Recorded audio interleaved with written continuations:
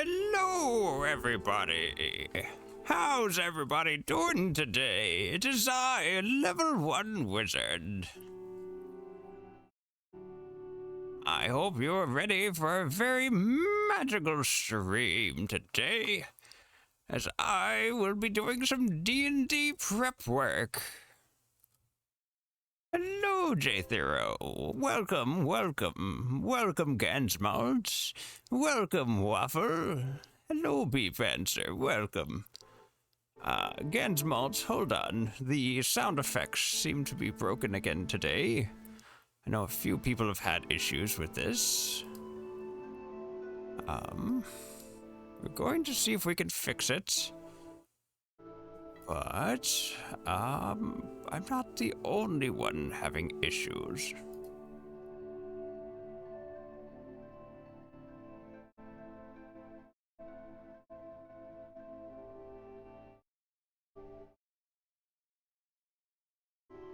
Let me see, okay.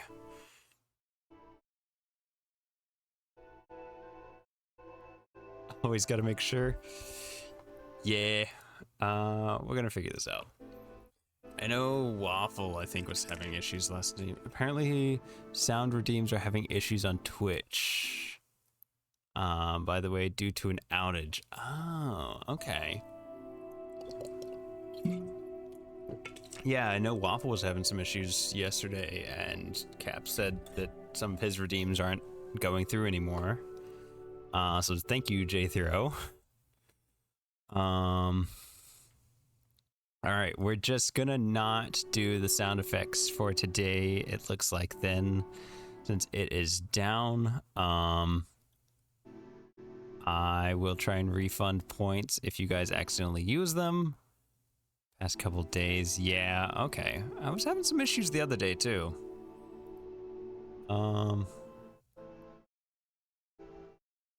Well, hopefully Twitch will get their stuff sorted out.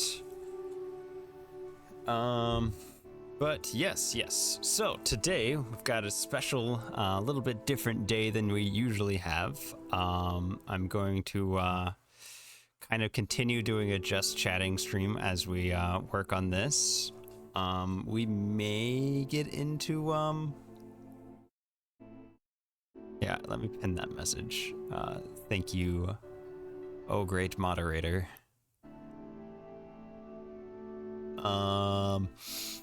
So yes, we may get into a game later. I've got a few like lined up if we get everything done that I want to do prep wise, but for the most part we're going to be doing D&D prep. I will be running a Awakened Animals campaign on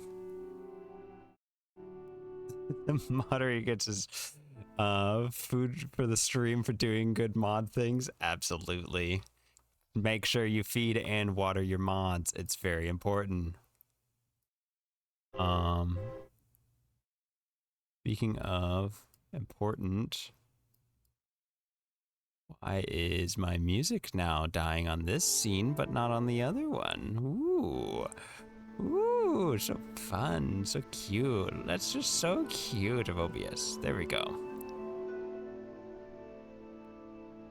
All right. You get the gruel? Absolutely. We got some delicious gruel. Meat is not back on the menu currently. I'm so sorry. You can blame Twitch for that one too. So yes, my current plan for today is to get some of the characters set up. Everybody's going to be doing Awakened Animals. By the book, it wants Awakened Cats and Awakened Dogs. I said, hey, it sounds like more fun if my party members get to kind of pick whatever they want to do. So I was just kind of like, what animals would you like to be? And I'll work around that, create some like fun traits to give them and other stuff. Yes manning it? Absolutely. I love to yes man when I can, as long as it doesn't break the game. D&D is supposed to be fun. That is the end goal. So if your goal is just to follow the rules so strictly that nobody's having fun, what's the point? Oh, by the way, a friend of Jester and I's is also interested in joining that streamer D&D. Yes, I'm going to figure out what I want to do, but and then kind of like put a list of people together. I will see who's interested, see the time frames, see like what schedules match up, and you know, if it goes well, I may end up running more than one campaign and get some of the people who weren't able to get into the first one in. So looking forward to that. I do want to at least run this campaign for a little bit so people can kind of get a feel for my DM style and see if this is like a good campaign that fits with them, because every DM's a little different. So I'm not going to be brokenhearted if anybody's like, oh, actually his DM style is different than what I'm looking for. So I don't think I'm going to do that. But yes, anyways, getting the Awakened Animals campaign up and running. It will be on Saturdays. What time will it be? It'll be 4 p.m. Eastern Standard Time. And we run it for about 3 hours with a short break in the middle. So that is going to stick to the plan. That is what we're going to keep doing. That is what works for all my players. And yeah, we're going to kind of see how that goes. This would be the first time streaming a campaign, but the second campaign I've run. Everybody had a great time with my first campaign. I had a blast DMing for everybody, so, like, why not? Sundays, you mean? Yes, Sundays. Did I say something different? I've got too many things. I've got D&D brain right now. I'm, like, thinking of so many things. Yes, I meant Sundays if I did not say Sundays. 4 p.m. Eastern Standard Time. You said Saturdays? Ugh, goodness gracious. What a goober. What a goober. What is this old man brain doing to me? It'll be Sunday, Sunday, Sunday. God.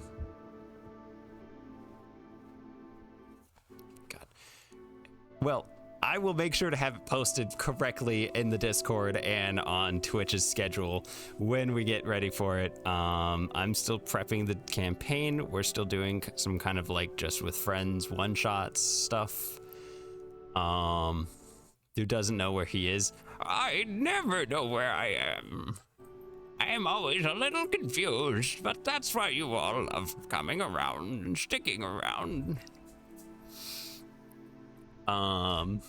Yes, but that is the plan. Finish getting that prepped up. I am doing it by a book.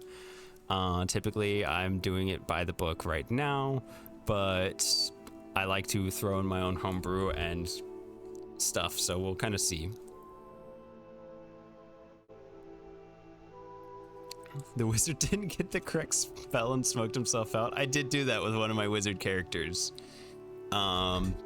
This art over here for my model is based on my first wizard D&D character, Old Jonko. He was like an old senile, just human wizard, like 108 years old, and sometimes he would say he's about to cast a fireball, and then like a chill touch is coming out, or a fog cloud, or other things. So that was a lot of fun. Kind of almost doing my own flavored wild magic, senile magic, if you will. I did a tester just to make sure that everything's working all right.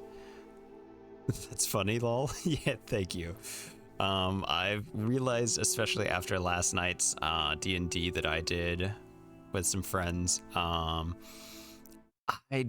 like every character I make is just ridiculous, silly little guys. Like I don't think I've ever made a very serious character, and it's just not my style. Tell them about Scrungle Cho situation. That was so good last night. Yes, so we're level 18 in Avernus, so like super high level, fighting like demon kings, and like it's a rough campaign right now. Very hard. I lost my previous character, which was named Scrungle Bingus, hailing from Clan Bingus, obviously, and trying to get this music sorted just a little bit better so it's not so loud, but it's like, wait, hold on, let me try something with the music. Let me cook. Okay.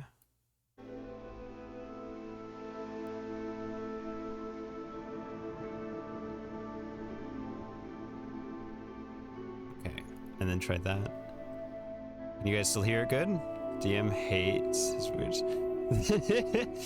Okay, yes, so we were literally fighting Lolth. For those who don't know, that is like a spider deity. And they got a surprise round on us, which means that they got to do a full turn, and then they got to get highest in initiative, so they got first of initiative, and so they basically got 2 turns before we could do anything. Do you have a link to your Discord? Yes, it is under the About section of Twitch. So you can just hop on over using that. And I will keep you posted in the Discord and kind of message people when it gets close. So yes, Scrungle Bingus is my wizard right now. I love playing wizards, it's my favorite class. He got killed by Lolth not yesterday's session, but the session before that. It was very tragic, and I was like, oh my god, because I tried to make like a very unkillable character only by the rules written. I had like 38 AC, advantage on any spell saves, pretty good stats, so everything was rolling good, or good bonuses to him, but my dice just failed me, which is, you know, the name of the game, really. Dice failed me, I failed the saving throw, got hit by a disintegrate, and because I'm a wizard, I was still squishy, and that did like 130 HP of damage in a disintegrate spell and insta-killed me. Kind of ruined the whole combat encounter, considering the fact that I was the only like real spellcaster. We have a druid as well, but he was wild shaped, and he's kind of a martial like half caster style. And then we have a barbarian, and I think the other one's a monk. The name is actually Dungeons and Dragons, actually. Yes. So lose my character, whole party's devastated. They have no utility spells anymore, because I was like, oh hey, Lolth is invisible, I can still show you guys where she's at, I can see invisible, all that fun jazz. But they ended up having to retreat because like it was just a losing battle at that point. So skip forward to yesterday's session.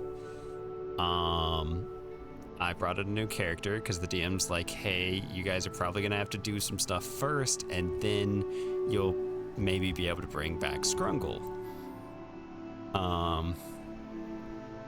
So we ended up like going to another level of Avernus, fighting with the like demon lord there, because they're like, I'll make a deal with you to get your friend's soul back. And we're like, let's not make a deal with the devil.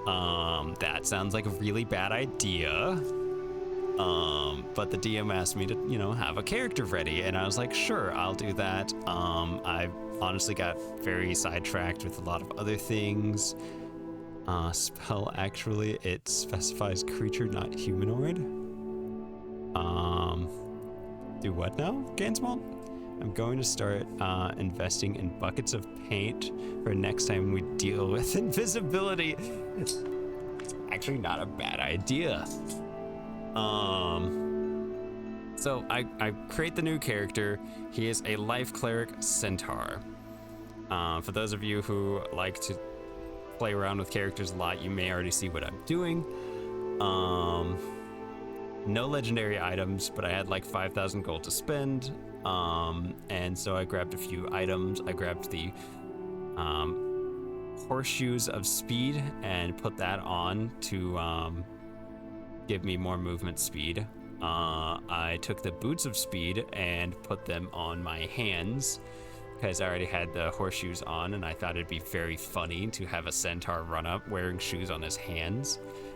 I talked really fast and did it like very over caffeinated centaur who's ready to heal people, kind of RP. And then on top of that, I'm like a life cleric, so I'm really good at healing people, and then I'm really fast. I have the mobile feat. Captain Queef gifting a tier 1 sub to J Thero. Thank you so much, Cap. Hope you're doing well today.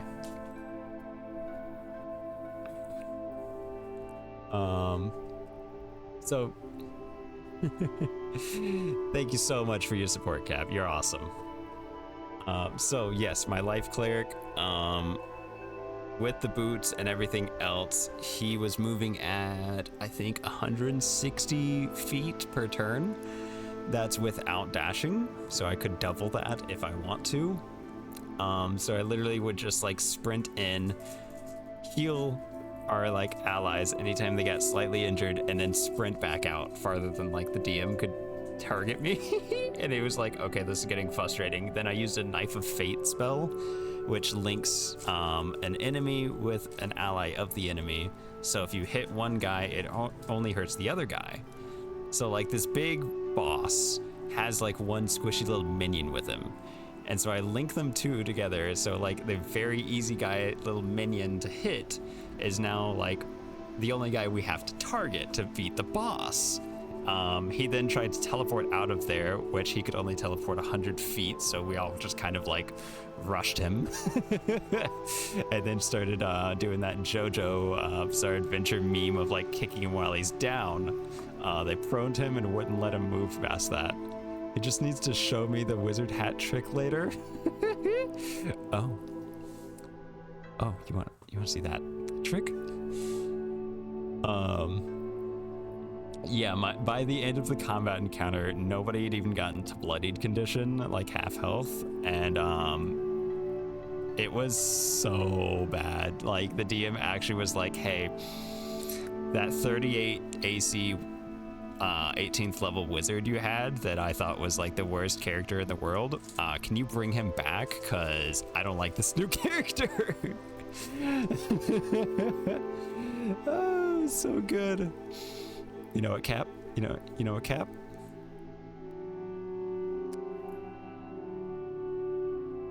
I got some emotes for you too, bud.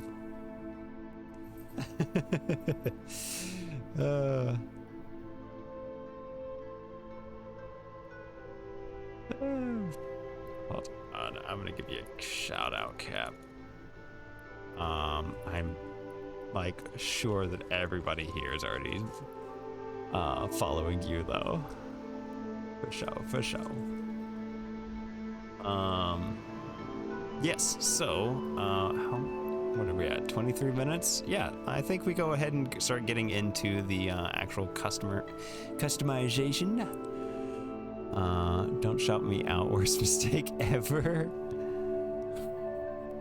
You are fantastic, my guy, and I love streaming with you, and people should go check you out because you got great content. It's so fun to watch your streams. Definitely not a mistake. All right, let's get some chill little music going there. Make sure that's coming through good. Switch up the scenes. All right, welcome. I did a test run to make sure that it all worked. I got getting chores done so I can play later. Adulting sucks today. Oh, mood. Yeah, I was cleaning up a bit this morning, and then I've got to do laundry in between this stream and then the golf stream this afternoon. Plans have cleaned up and cleared up, so I do intend to come golfing. Woot woot.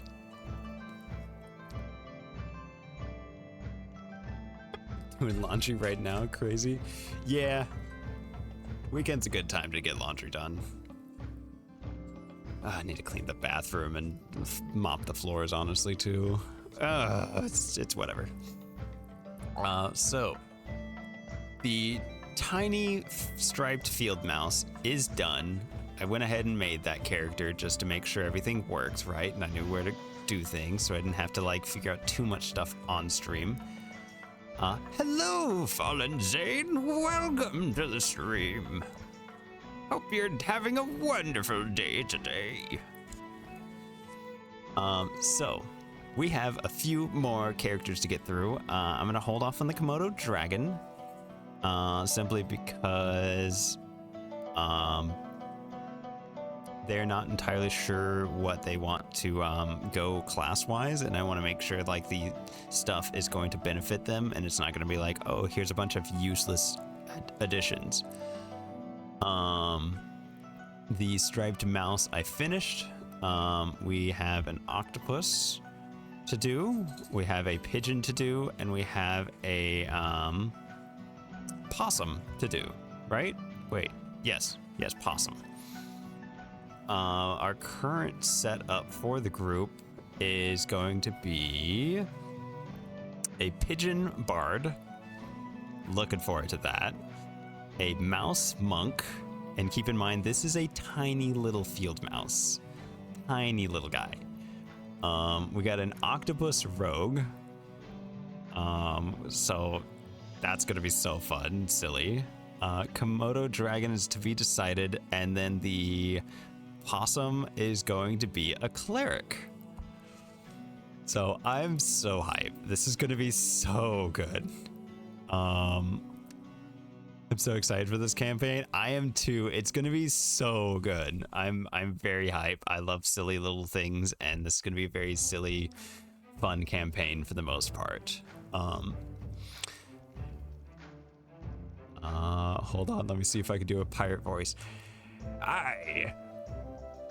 But they just splashed in the water for a wash. Stop scrolling. We need derobe. We never derobe unless it's just Jester. I can't control him. I can't do a good wizard voice or captain like pirate voice. Just can't. It's all you, buddy.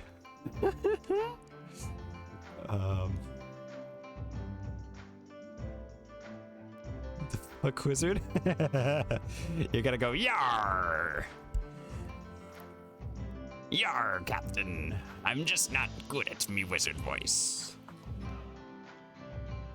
Pirate voice. Oh my god.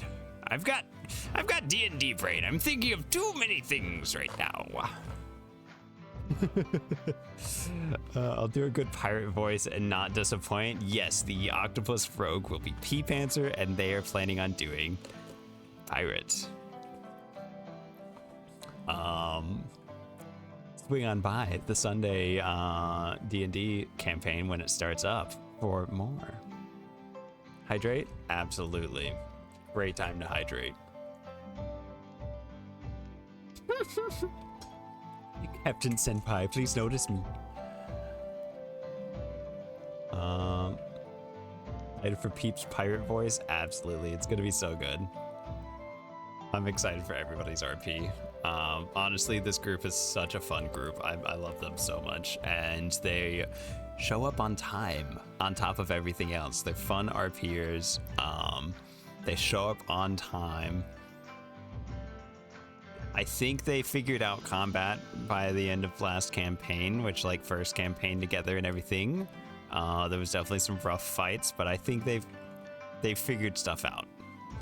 So I think they should be perfectly fine. And at the same time, like, I have not finished prepping this new book and campaign, but I'm not expecting end of the world threats to be running up against some little creatures and animals. So it should be very chill, and I'm excited for that. Let me see real quick. I'm gonna do that and then do that. Oh, it does look like I need to run some ads before we get started here. I think you're all subscribers, honestly. Do we have any not subscribers in the chat? I think everybody's a subscriber, so, you know, thank you so much for everybody supporting the channel. Let me see. There's my snooze ad button. Where's my run ads button? Where do here. Gonna be lurking? Absolutely. Finish up that laundry, do your chores. Try not to suffer too much from adulting. All right, I'm gonna run this ad real quick, so everybody feel free to stand up, grab yourself something to drink, get ready. When we hop back into it, we will be doing, I'm thinking the pigeon first. I'm sitting at work until someone walks in. Well, fingers crossed, J Thero, that no one walks in today. Unless you're commission-based, then I hope they swarm you. But if you're not commission-based, then I hope that they just don't today. Opening Chewingas. I love Chewingas. All right. I'm gonna go grab a sippy. I'll be right back. Feel free to stay, chat, do whatever you want to do. Stretch. Watch those ads. Goodbye.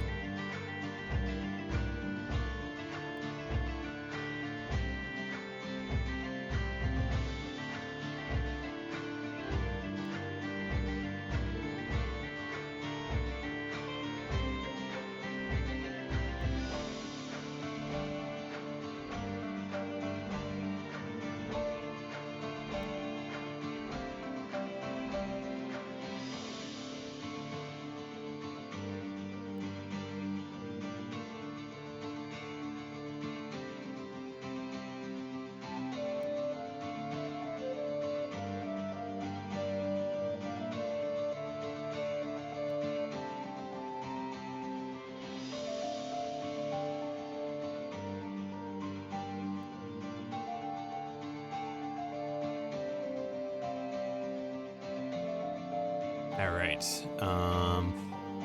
In my defense, Liz is dead. Liz is dead. Who made the logo? I don't remember. I feel like I thought you maybe did, Gansmall. Well, I'm hourly and sitting in an ice rink. Oh, okay. That's a little unusual of a job. Well, I guess it's not unusual so much as just uncommon, because there's not that many ice rinks out there. Oh, so, question for you, J Thero. I imagine it's a bit cold in there, but like, it can't be like super cold in there, right? Like, there's like, the ice has its own cooling system, so like, it's not below freezing for everybody else, right? I don't actually know. I've never been to an ice rink, but that's just kind of like what made sense in my mind. So if you could ever answer that question, because I could totally look it up, but I don't feel like it. But yes, like, is it absolutely just like freezing in there for like everybody, or is it just like cold? It's about 17 degrees on the slab, so it's about close to freezing outside the boards. Oh, so it is. Goodness. Well, Rip, hope you got some nice warm clothes. Goodness. All right. Hop back in. We're gonna do desktop capture today simply because, I need it for showing web pages and stuff. Okay, so there's also dehumidifier that runs constantly that keeps it dry and cold. Ooh. Interesting. Interesting. Learn something new every day. Thank you, J. Thero. We're gonna make one from scratch. We're gonna do the pigeon, I believe, next. Pigeon. Did I spell that right? I feel like I'm spelling that wrong. I am spelling that wrong. I don't know why I added a D. Okay. I'm wearing a t-shirt right now in the warm lobby. Okay, so the lobby's at least warm. That's good. That's good. Walk speed also gonna be 20. Fly speed. That is going to be, I think, 40. Makes sense. It's a little pigeon. It's gonna fly a lot faster than it can walk.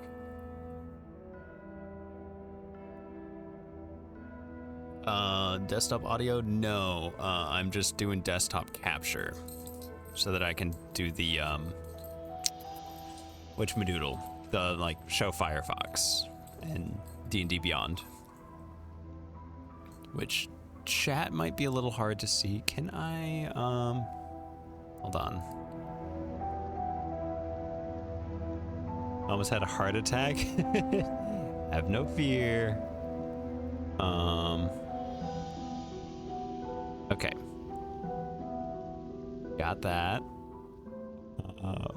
Carry on. Thank you, Cap. No. I've got extensions in to pick up on the God, I feel like pigeon's also in the tiny category, isn't it? Extensions to pick up individual audio sources. So that's how you guys. How is that music to you guys? Is that coming through like good volumes? Need to be a little louder, a little quieter. We actually have the door to the ice open between the lobby and the rink, or it'll be too hot. Oh, interesting. Keeping it extra toasty there.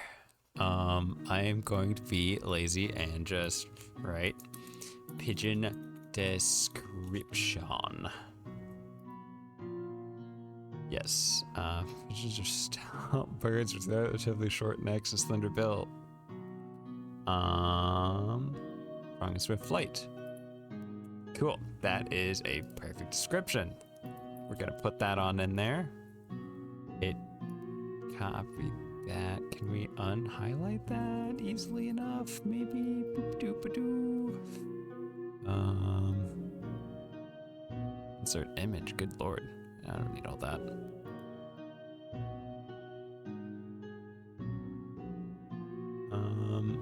Well, let me just write this out. Stout, because that's gonna bother me. Stout-bodied birds with relatively short necks. I'm still mistyping that, isn't it? Yes, I am. I need to move my mic a little bit. It's like in the way. Music is good. Awesome. AI overview. I'll judge.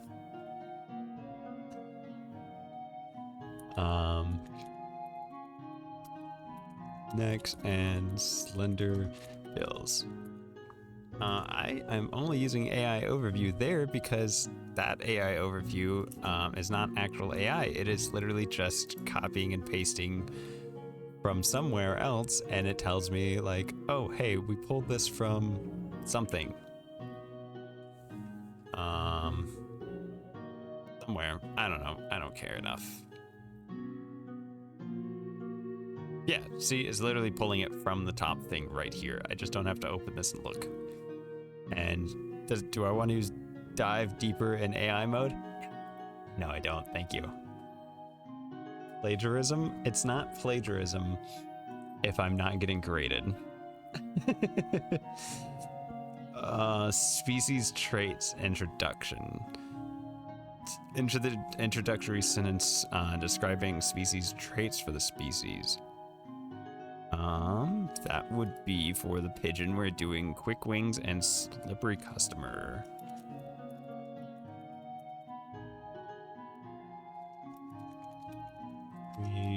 customer.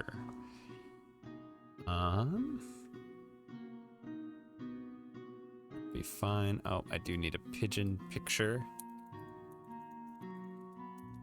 How do I keep putting a D there?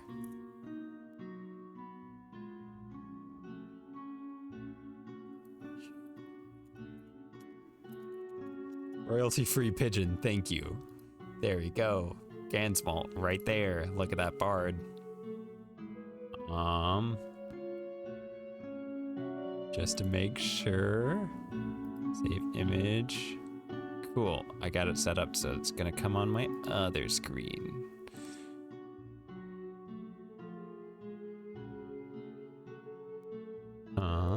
This is going to be pigeon. God, pigeons are so good. They're really cute.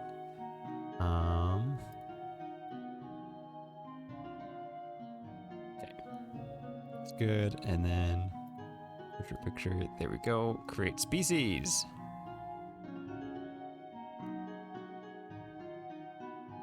What is everyone's favorite pastry? Ooh, depends. I love a lot of pastries. The ones that would be the best pigeon name. Oh, I love that. Ooh. See, this is why I thought this would be a great thing to do on stream, because we can all kind of cook together. It's gonna be really good. Okay, I think we want species traits, if I remember correctly. Name of the trait is going to be quick wings.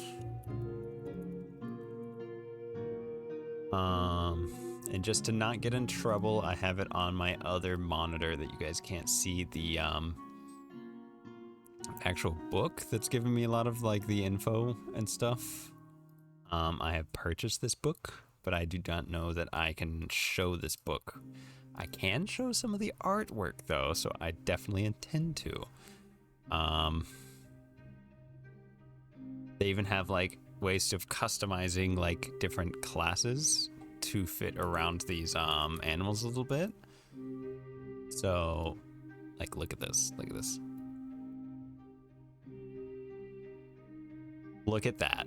Look at the artwork for this book. That's a bard. It's a bard dog. Isn't that so good, chat? I know. It's just so good. I need to I need to learn some of the stuff for my own campaign. Yeah. You can learn a lot from watching like people do D&D streams and stuff like that. So yes, that is some of the artwork. I have sent a message to the creators of this book. Hello, Cherish. Welcome on into the stream. Hope you're having a wonderful day today. We're doing D&D Prep for the Awakened Animals campaign. Croissant feels like a mouthful, to be honest. I could see that. I could see that. And too on the nose. We're also trying to think of pastry names. Like, what's the best pastry to name a bird after? Because Gansmalt is playing a pigeon. We are setting up his species, custom species right now. And that means that he needs to have a really silly name, obviously. Okay, what was the thing? Is it Sprinter? Yes, I reflavored Sprinter. So, just type the snippet in. You are built or bursts of impressive speed.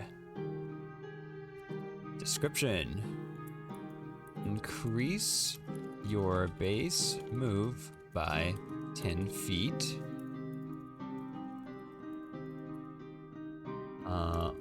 when you use the dash action, you can ignore the first opportunity. Hard for me to read and type, actually. I don't know why, like, reading out loud makes this so much harder. First opportunity attack you would provoke. Ignore, thank you. Feature type, this is going to be granted to you for just being a part of the species. Save. And then we should get some more options down here at the bottom. Absolutely. Okay. This is not limited by anything else.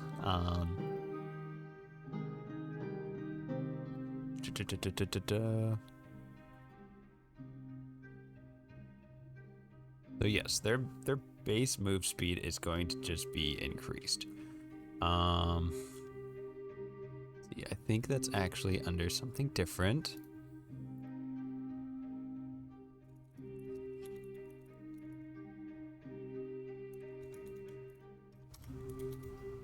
Nah, that's not gonna give me what I want. Hold on, I think I know how to get there.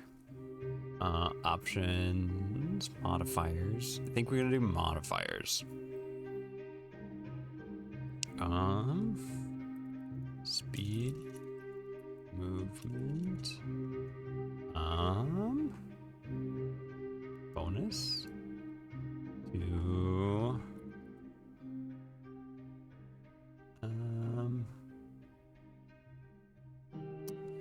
guess we're just gonna say unarmed movement, but,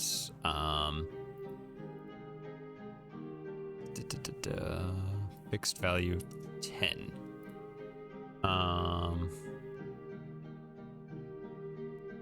Granted, I am not going to limit them. They have to be unarmored. I think they're gonna be a bard, so they're probably gonna have like light to medium armor anyways, so that should be fine. Okay. Quick wings. One trait is done. And if that didn't come over perfectly fine, then I can just help Gansmalt set that up manually by just increasing the movement speed by 10. Hold on, I put into Google Translate and it came out as Tart Pop. That's the one. Hold on, I gotta catch up. What pastry isn't going to be? Okay. Oh goodness, that's a lot. Okay. Croissant feels like a mouthful. Yep. And 2 on the nose. Okay. Coup. What pastry isn't going to be? Croissant. Frick. I got no name. I already know what my friend would be. Call him Homer. Like the bard and also homing pigeon. Hold on. I put it into Google Translate and it came out as Tart Pop. That's the one, Tart Pop. Love that. That's so good. Excited for that. Okay, the other trait they're going to get, being a pigeon, is Slippery Customer.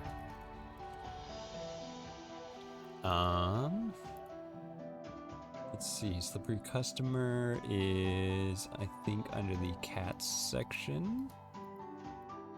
So we're gonna flip a few pages over. Slippery Customer, yes. Okay, so the snippet will be someone with your dignity is the most assuredly, oh goodness, not going to be manhandled. Whenever an enemy attempts to grapple you,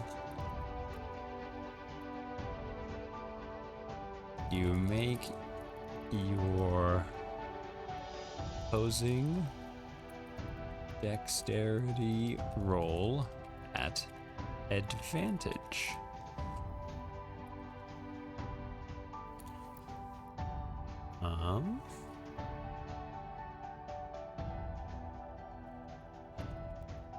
Someone advantage on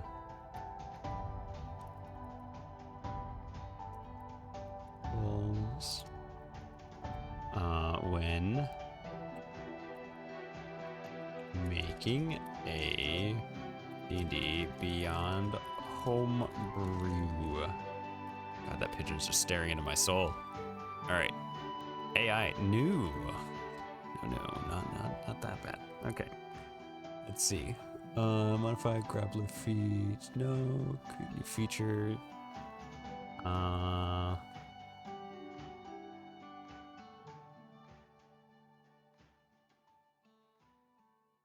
Grappling. Gonna type in species and hope it like fixes itself. Species.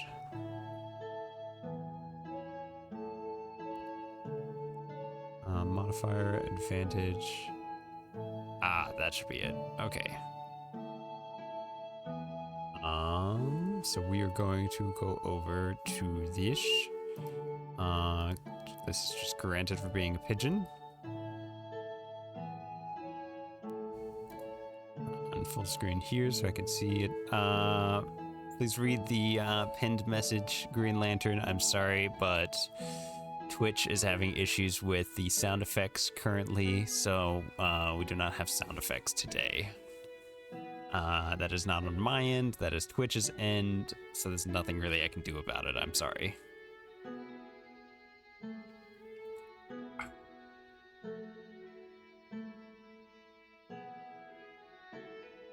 No, like, put my stats in. Wait, what is this? Will I be able to start making this character immediately? Yes. As soon as I finish hitting save and everything here, you will be able to see your character or the species and everything. And you'll be able to kind of fix that. Gas always comes before reading. Goodness. Okay, we're gonna select bonus, I believe, and then advantage grappling. What was it? Bonus modifier type. Advantage is modifier subtype. Oh no. It's lied to me. Acrobatics. This might just be one that, Gansmalt, you have to remember that if you're somebody's trying to grapple you, you have advantage. D&D Beyond's not always the kindest to custom-made stuff. I know one of my wizard characters, I was trying to fix it. Also, welcome on in, Green Lantern. Hope you're doing well today. I got a book, like not even a homebrewed item. It is an item in D&D Beyond that basically lets me prepare more spells than I normally could as a wizard. That breaks D&D Beyond, and it will not let you do that. So I had to go and find somebody's homebrewed feat, add that on, and then with that feat that I had, I was able to like learn more spells, but it was like very much a pain in the ass. Okay, so Pigeon should be good to go.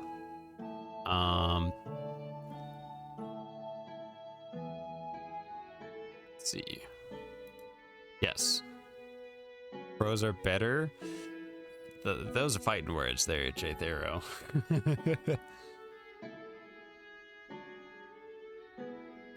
Pigeon honestly looked like the most grabbable animal ever. Not this one. All right, so we have that. We're not going to be able to use anything We'll have to do from scratch. What are we gonna do next? We got the pigeon, we got the striped mouse. Let's do the possum.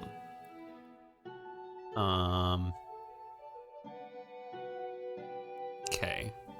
And I still need to think of, like, I want to give the pigeon, the possum.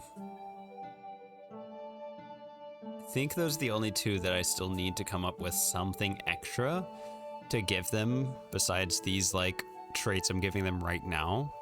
Like for the Komodo dragon, I've settled on they're gonna get a feat that is called Venomous Bite. That is going to allow them, when they make a melee attack against a target, they can make that target make a Constitution saving throw, DC 14. On a failed save, they become poisoned, taking the poison condition and taking 1d4 poison damage at the start of their turn.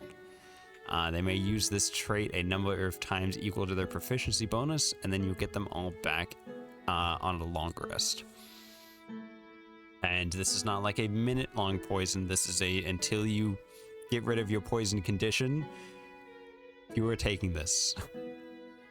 Because, I mean, I looked up Komodo dragons, and I was like, okay, even if you do survive the bite, they're very adamant on telling you how, like, most things die from the poison and the trauma, like, a little later anyways. Like, it's almost impossible to survive. Very venomous, very bacteria-riddled mouths. So, like, I'm like, let's work with that. I was originally thinking about the fact that they can, like, swallow things whole. Not venomous. Is it poisonous? It's poisonous, isn't it? Bacteria? I thought they were venomous and they had bacteria. That was a little bit of A, a little bit of B. You sure?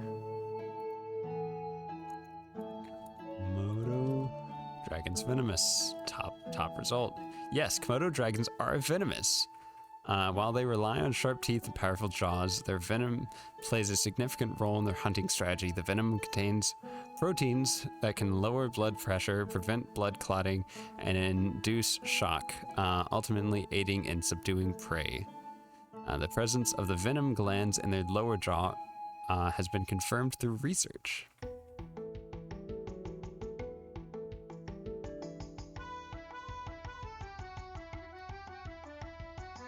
No, I'll never do animal trivia again. It's okay, this little guy is waving at you. Hey, you did good. It's both though, yes. So they do have a lot of bacteria in their mouths as well.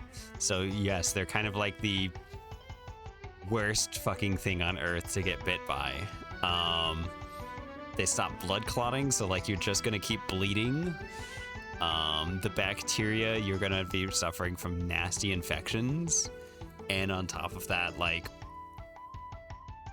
good luck getting away from one of these creatures. Put that in the spell actually real.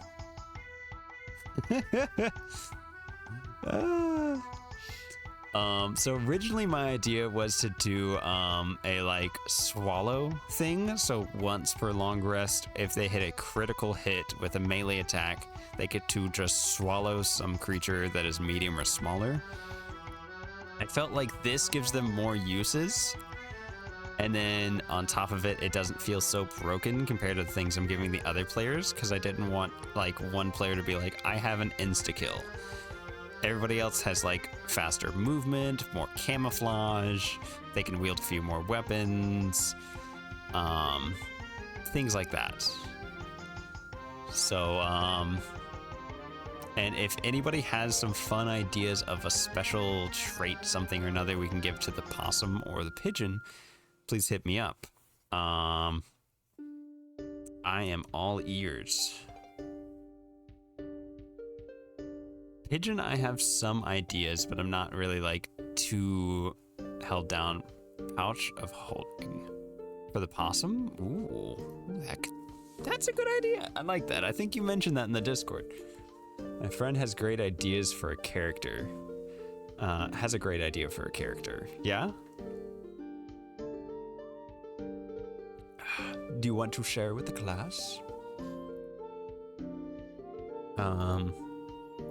Yes, I went with Venomous Bite. That gives them a few more uses of it. It's still pretty nasty because it's like your character that like whatever they've hit is poisoned until they have some way of getting rid of the poison condition. And they're going to keep taking the poison damage at the start of their turn until they either die or get rid of it. And they're poisoned, which in D&D means you have disadvantage on ability checks and attack rolls. A green goblin skinned land shark. Well, that's interesting. Is this gonna be like an actual shark or like a Jeff the Shark kind of thing, but green? Interesting. Okay, who was I doing? We did striped mouse, pigeon. We're holding on to Komodo dragon until they figure out exactly what they want to do. Honestly, I could set them up now and then just go in and edit it when they're ready. Komodo dragon. Komodo dragon's probably going to be medium, I think. I feel like those suckers are medium. They're short, but they're long and big. Gansmalt, since we are going to be streaming it, I'll let you do caffeinated slug. But, I don't think we could really do like the, drug RP. Actually, let me rephrase that. I don't want to do the drug RP if we can do the drug RP. AKA Jeff the Land Shark D&D edition. Absolutely. I've kind of been running down internet rabbit holes recently of Jeff the Shark and how fucking cute it is, and like everybody's little hand-drawn Jeff the Sharks and stuff like that. It's so good.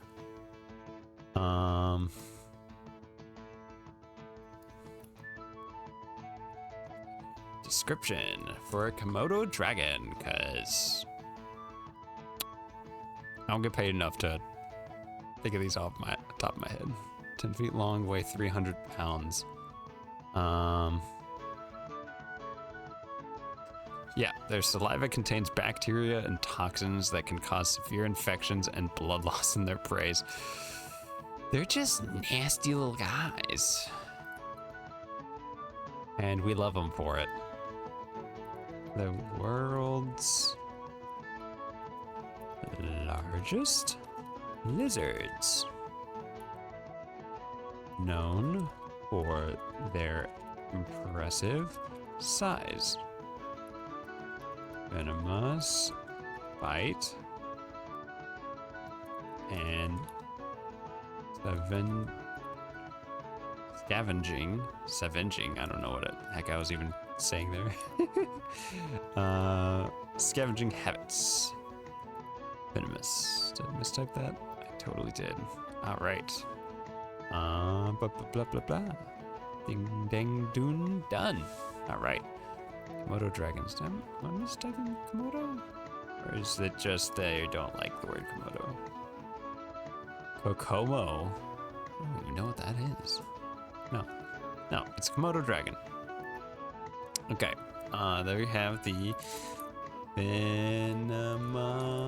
venomous bite.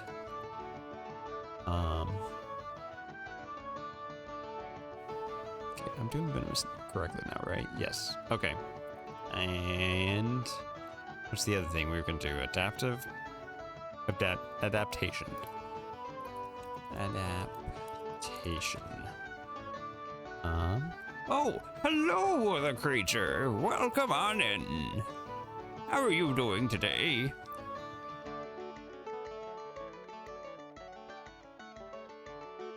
My friend Bubonicus Abyss, who gave me the idea, just hopped into your Discord, by the way. Oh, okay. Welcome to the Discord. Welcome to the Discord.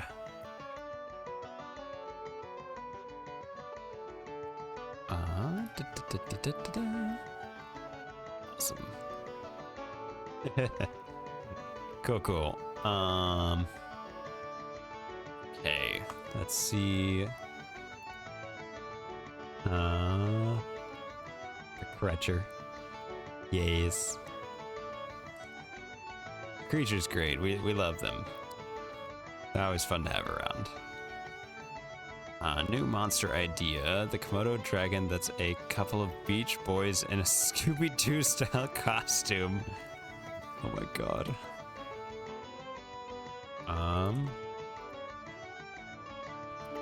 Royalty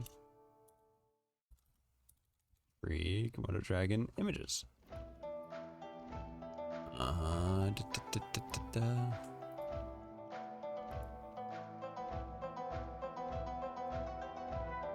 That's a pretty good picture of this little dude.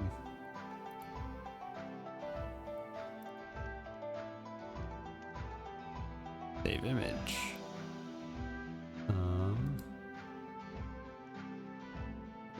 It's a weird file type. Hold on. Bixby. It's usually pretty good. Yeah, go with this one. Validate I'm not a robot. Oh boy, y'all ready for some captures?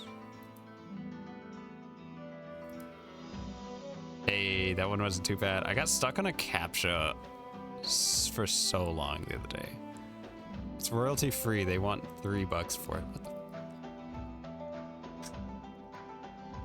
Can I just, you know, not have everything royalty free, but you have to pay for it? Because I don't feel like that's what royalty free means.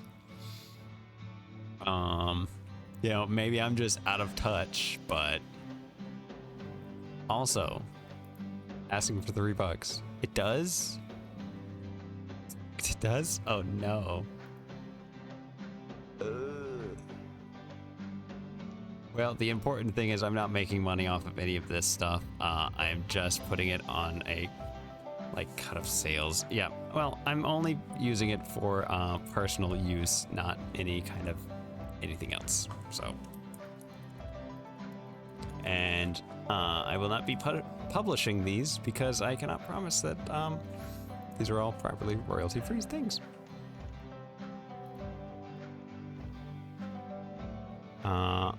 I'm out of my head. You're not around? What? You good?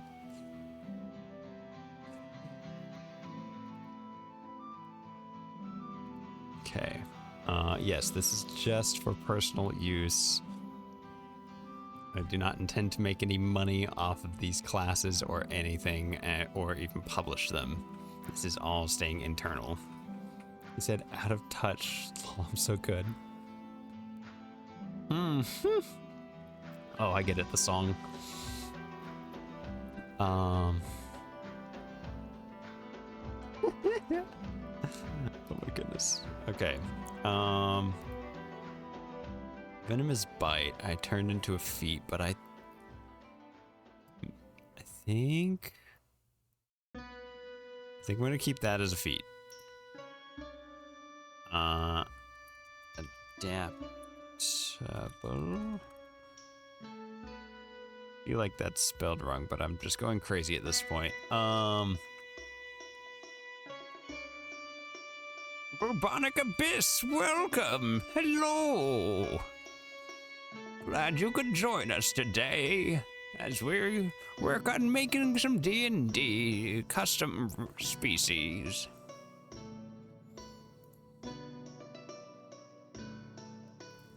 Alright, adaptable... Or no, it's adaptation.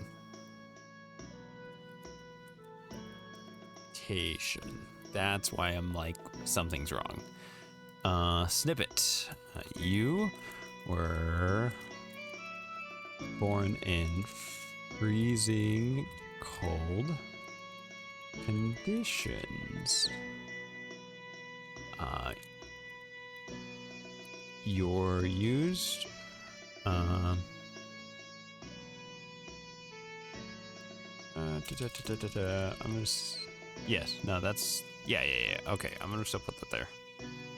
You're used to them. Capable of putting up with anything. You have resistance to cold damage. Yes, our Komodo dragon is resistant to cold damage. Fuck yeah. Rule of cool, that.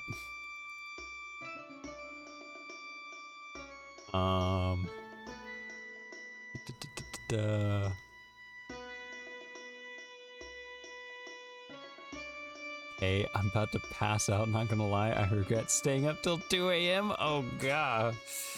Well, glad you could come and join us. If you fall asleep, no worries. No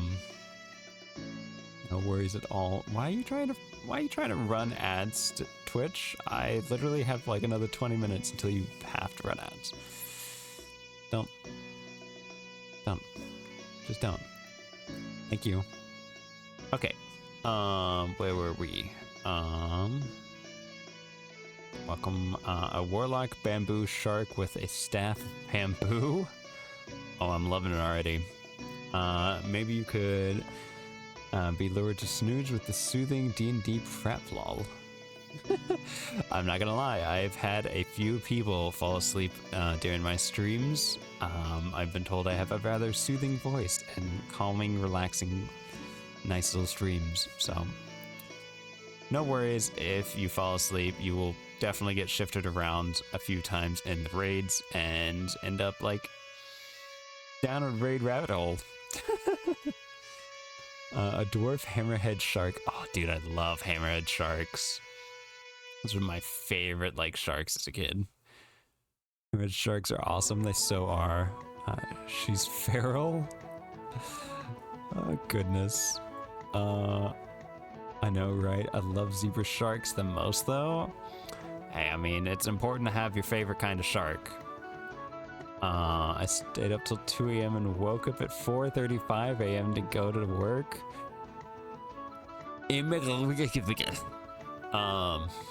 Hope I pronounced that correctly. Which looks like you just smashing your face into the keyboard there. That's not going to sleep. That's taking a quick snooze. Little nap. Wheeze. I miss Mad Orc. Yeah, I haven't seen Mad Orc on the channel in a hot minute. I don't know what he's up to. Hope he's doing well. About Henry the Horseman with their headless rider stuck in the stirrup forever. That sounds like another funny D&D story. I love how D&D gives you so many like wild stories that are like so unique to you guys. Like when we were playing Icewind Dale's campaign, last one I just DM'd for my group. One of their favorite NPCs ended up being a bugbear I threw at them in a combat encounter that ended up surrendering. They hired him for dirt cheap to kind of like carry their bags, and then like a year later, IRL time, he was like a very beloved character, even after, I will say, he kept nat 1ing in combat, and I'm like, well, his like javelin that he's throwing is going to keep going forward, and the rogue of the party was either always in front of who he was attacking or behind, and I was even tried at a certain point to avoid this happening, but it just kept lining up to the point where I'm like, well, I mean, okay, let me roll one more time to hit and see if, you know, it does end up hitting. Oh, thank you, Bubonic Biss. I appreciate the follow.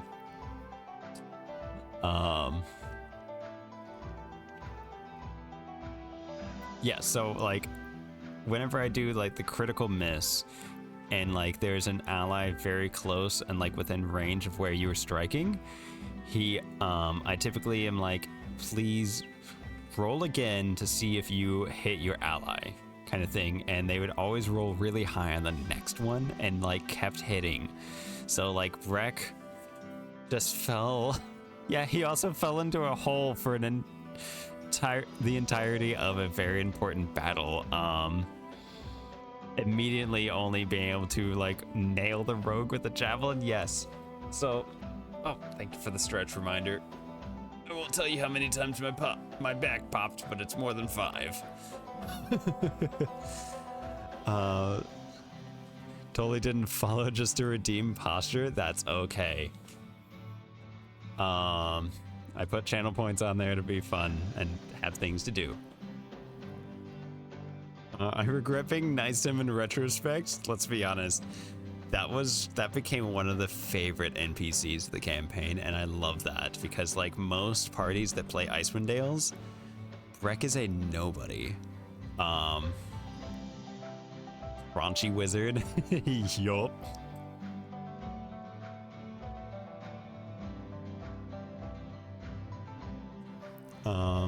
Shrimp is a great emote idea. Ooh. It is. All right, let's get back to this a little bit. We'll just be granted this for being the Komodo dragon. Wrote it in the Discord for later. Awesome, because we will definitely forget. Okay, I think it's going to be under modifiers. And then we want what? Damage. Resistance? Yes, resistance. And then we're gonna do cold. Perfect. But now, Komodo dragons in our campaign will be resistant to cold. 'Cause it's fun. I could try and do the venomous bite here. Granted, venomous bite. I don't think I worded it very well. What did I word it?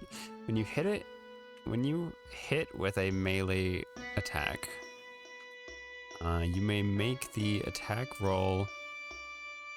No. Make the target roll a Constitution saving throw, DC 14. On a failed save, they become poisoned, taking the poison condition and taking 1d4. Start of their turn.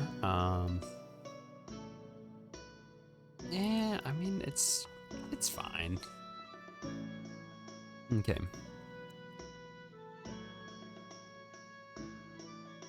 This is kind of like that spell. Which spell? You should make a Gary the Grasshopper who is secretly strong barbarian. I mean, in all fairness, we have a field mouse that is like teeny tiny. I gave them Fury of the Small. They're gonna be a monk. They can also dig and stuff as well. You could reference the contagion spell. Not coffee because Blake is really strong. I kind of like where we're at right now with it. So I'm gonna keep that. Damage type. Poison. 1d4. Around. If you modify it, it's duration, add it here. Okay. So that's that, and then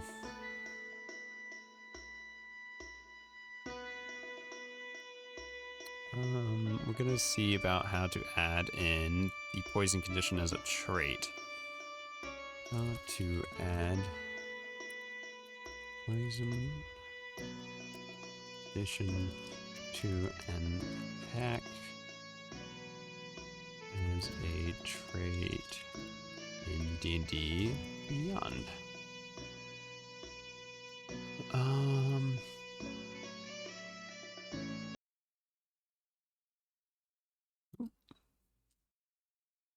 A little internet hiccupy issues.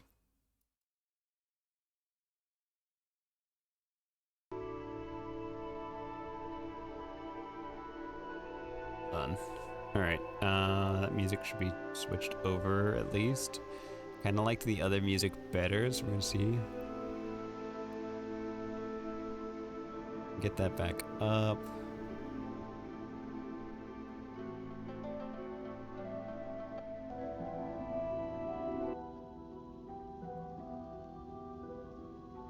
All right, that should be back up and going. How's that come through? Good, good, good, good. Excellent, excellent. All right. Where were we?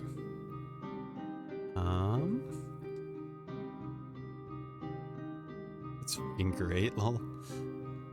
Yeah, I'm so hyped for this campaign. Ah, my goodness. All right, I'm gonna try and figure out how to do this. Most of you are subscribers, so you will not be gone, but we are about to do an ad break because it's gonna make me, even though technically we should have 13 minutes, but you know how Twitch be. That's annoying. Okay, it's fine, it's fine. It's a good excuse to get up, stand up, do some stretching, get something to drink, get a little sippy, get a little snack. Alright, I will kick in the ad to go ahead and get it started. And we will meet back in about 3 minutes.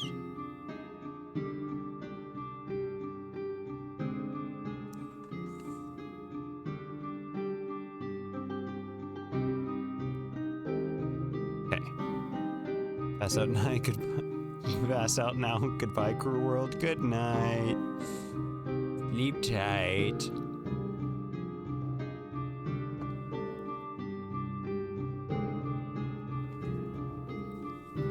All right, I shall return.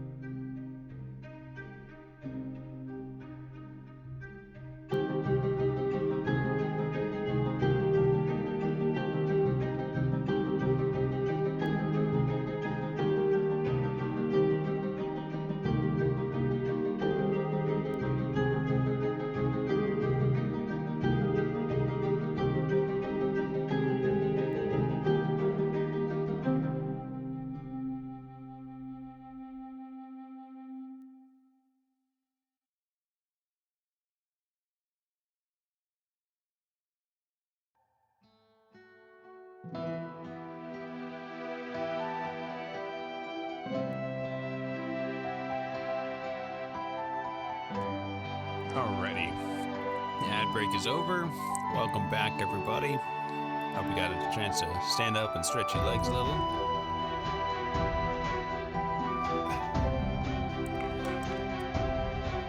Alright.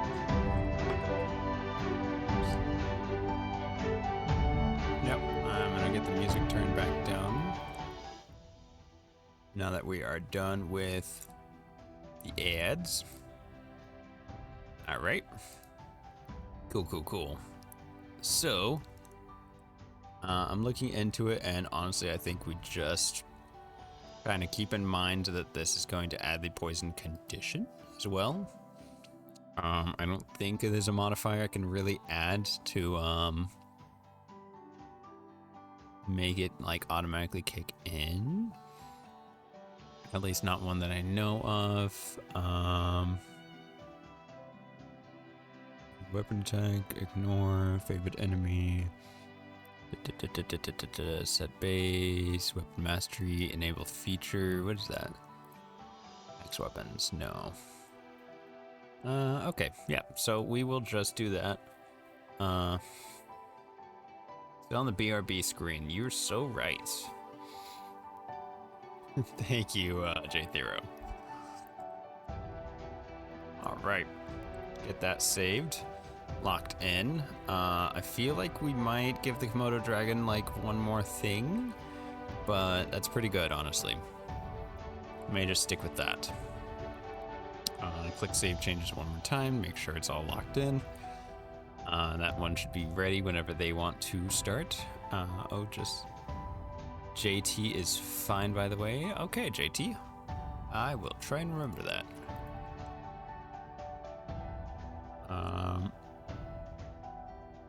At least this way they shouldn't have to add in a custom feat as well. All right, so let's see who we got left. We got the possum and we have the octopus. I'm thinking we go for the possum. No, let's go for the octopus. I'm still trying to cook and think on what extra thing to give. I think the pouch of holding is really good. I like that. Let me see, limp and stubborn, and then a pouch of holding. Okay, perfect. Well, then we have that. Let's see, let me write this down so that I'm not switching too many screens. Awesome. Go limp and stubborn. For the octopus, I gotta think on how to set it up, but my plan. I've got a beard hair tickling my nose. Ugh. Okay, I'm good. About to make me sneeze. So I'm thinking, my plan for this is the octopus is going to have the plasmoid trait of they can kind of fit into very small spaces and such. So like if their beak can fit through an opening like an actual octopus, they can squeeze the rest of their body through. And then the other thing I was thinking of giving them would have been they can hold multiple weapons or items in their hands because they have like 8 tentacles. I don't know about giving them 8 weapons or items kind of thing, because I feel like they need some to still be able to move around. But we can probably go with like the Thrycree, whatever you want to call them, the bug guys style of we're just gonna kind of use that stat block. So Thrycree D&D Beyond. Actually, I have my tester here that has all of the species. I definitely prefer calling them species to the old style was calling them races, and species just fits better for what we're doing. Okay, so for Thrycree, they have secondary arms. So I'm literally just gonna give this to them. You have 2 slightly smaller secondary arms.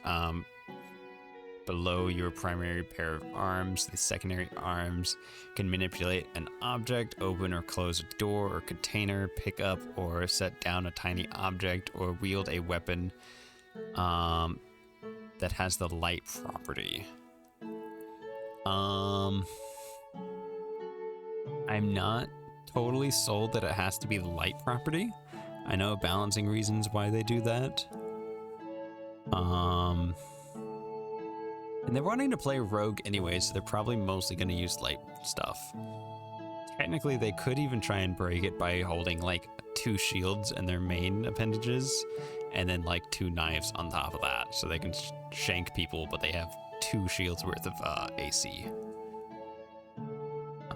So probably, yeah, light property is going to be fine. I do have to change the wording a little bit here.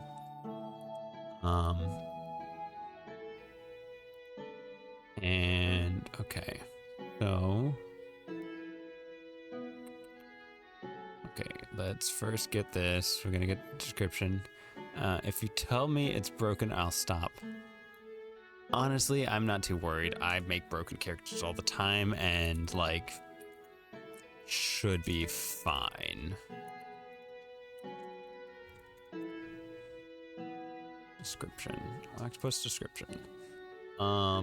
Because like, honestly, we're playing for fun. I don't think anything that's going to happen is going to be so broken that it like breaks the game and ruins fun for anybody. But if it does, I will absolutely let you know, and we will change something up so you still have benefits and fun things, but maybe just not like whatever we originally like giving you, like the multiple arms. I think the multiple arms would be fine though. I mean, the like backbone are, I don't know, oceans of the world. Okay.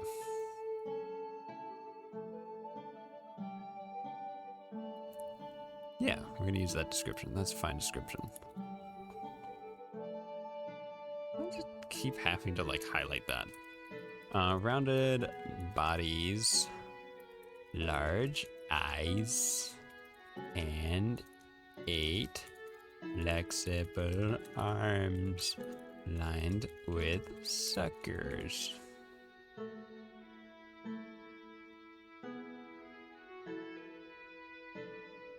Come on, D&D Beyond, you don't know what a cephalopod is?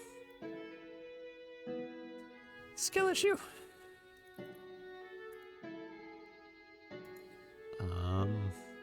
Yeah, just add it to your dictionary. I don't think I want to do too much combat focused stuff. I just want to make you to describe, you know, what this is. A description, you know what this is. Love that. Okay, so you're gonna have a swim speed, and I think you're the only person in the group that's gonna have a swim speed. I think your walk speed's gonna be kind of slow though, because like you're an octopus, and I think you're mostly gonna be on land. Although we talked about it, and if we want to do the like hamster ball filled with water idea, I'm down for that as well. What are you thinking, P-Panzer? Do you want to go the hamster ball filled with water, filled with an octopus route, and you can kind of hop out as you like need to go interact with things? They can go on land for a little. Yeah, that's why I'm like thinking you need an like hamster ball of water or a like orb of water kind of thing that you're mostly staying in, and then like when you are ready to go fight something or go through a door to sneak around, that kind of thing, you can like get out of your ball. I was thinking just a home-based bucket of water. Make the dragon carry it. All right. I think, let's see, the pigeon we gave 20 movement speed to, so we're gonna give 20 to you as well. I think most of this party is not going to be too fast on land, but they have other ways of getting around it. Can upgrade with something enchanted later? Yeah, by all means. Okay, so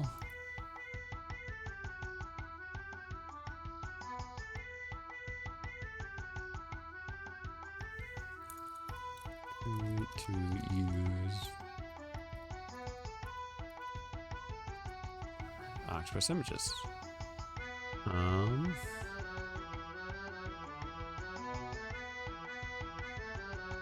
Hope you like it.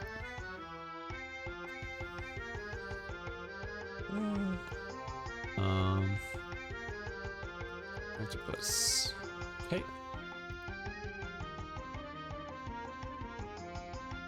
Bam. And then add it here and bam. Awesome. Oh. Free forbidden. Good lord.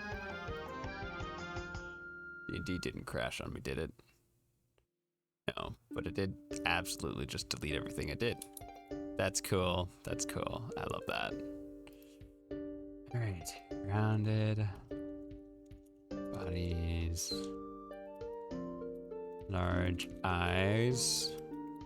And 8 flexible arms lined with suckers.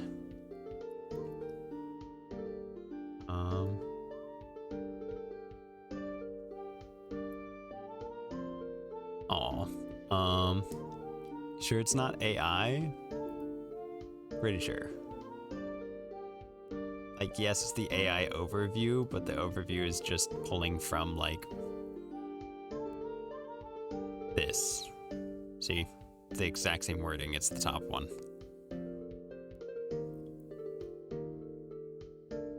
So, it pulls from, like, different ones. The art? You think the art's AI? I don't know. It's not really going to come up. Like, it is just... The little star right here requires me to put some kind of image there. Like, you're going to have a picture, I'm sure, that actually is representing your character individually. So it is not going to really matter. And the only person who's going to even see this is going to be you as you're creating your character. Not terribly worried. Okay, Thrycreen. We're doing secondary arms.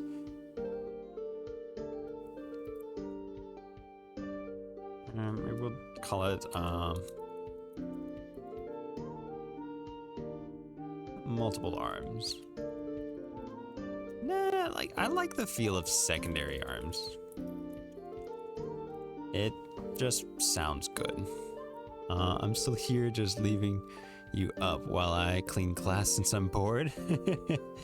All good, all good. We love lurkers here, and you know, I love to have like streams going and stuff while I'm just kind of chilling and having to do like chores and stuff like that. It's good like background noise. Plasmoid. Yes. And then shape self.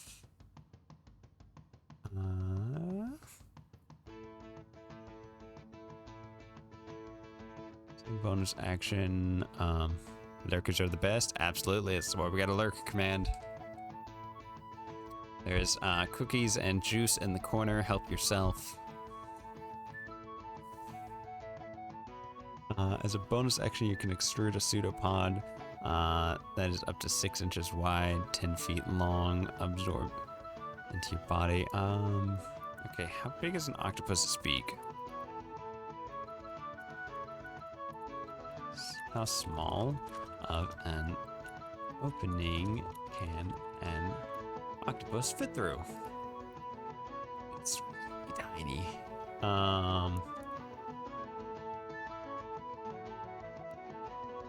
Roughly the size of its beak, even smaller openings depending upon the specific species.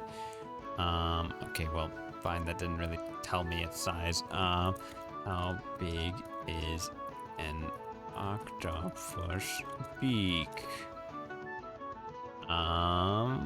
True, there are many, many different kinds of octopuses. Hey, Pea Panther, any idea which octopus you're thinking of?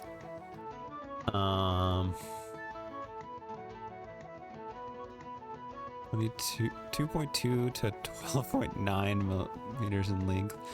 Lower beak is smaller. The beak is located on the underside of the octopus. Dorsal mantle in the middle of its arms. Interesting.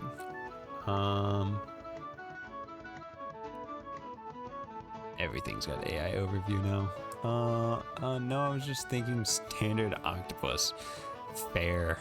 Are you thinking like really tiny? Like this, like, let's see, they come in quite a few sizes. What kind of octopus is this? AI, psst, psst, psst. Tell me what octopus this is.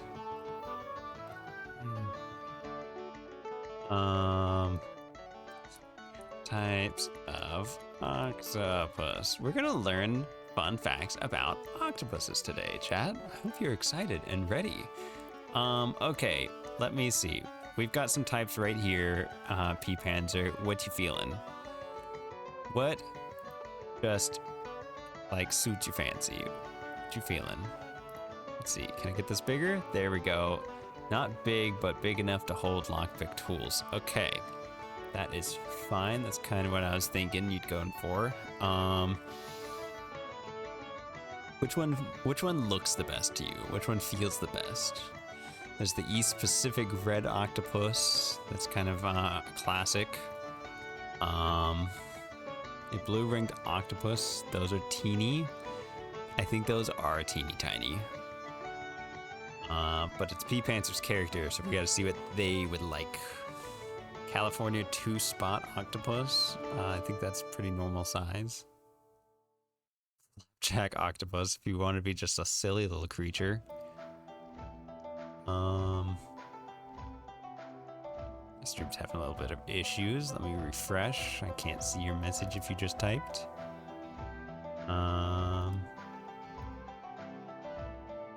Back to chat. Okay.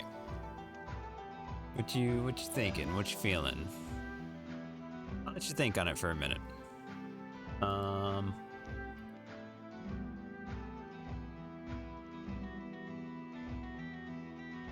What are we gonna call this? And we call it beak squeeze. Tight places.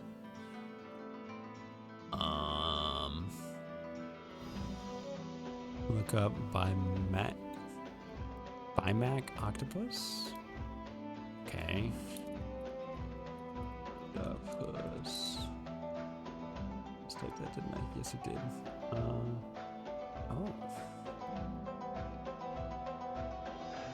Bimac octopus size. 7 inches. Arms extended into 23 inches. Okay.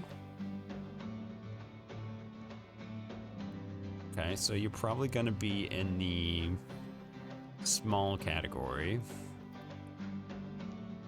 for size. I'm gonna put you small, medium. Coconut octopus.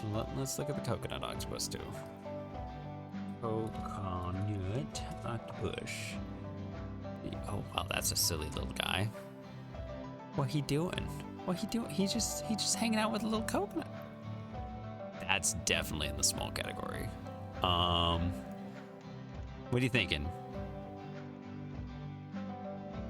iMac or coconut?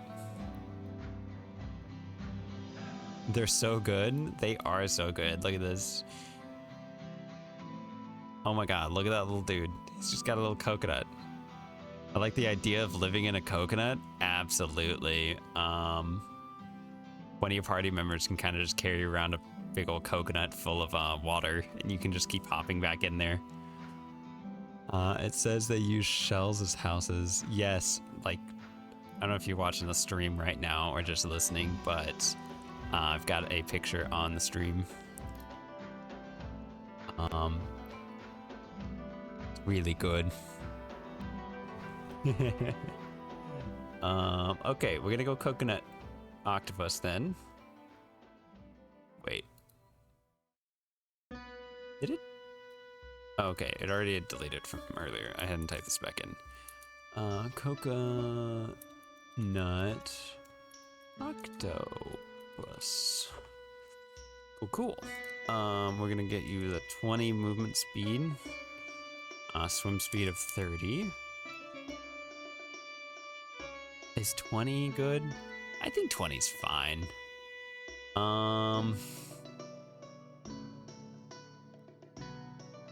Let's see. I feel like with the suckers they can do some vertical climbing, but let me see. I'm interested in this.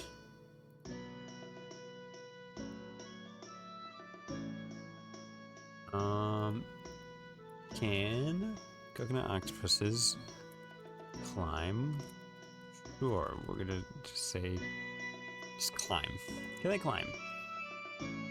We have even seen coconut octopuses hiding inside beer bottles, and then use its extended tentacled arm to draw a shell up to itself inside. Oh my goodness.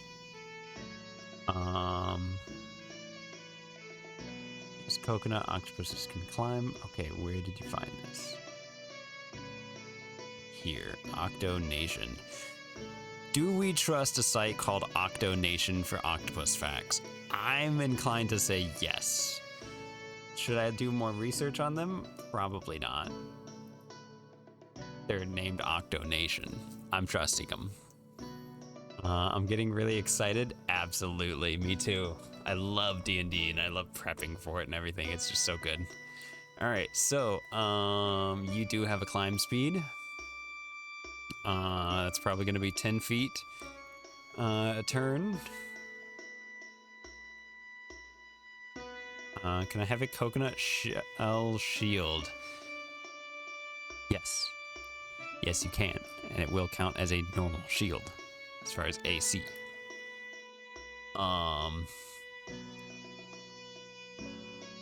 Love that. Okay, what are we gonna call your little beak squeeze through tight places?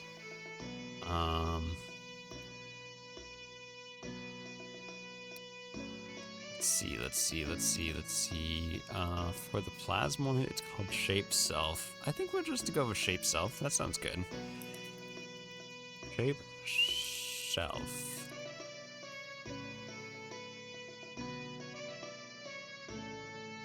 No.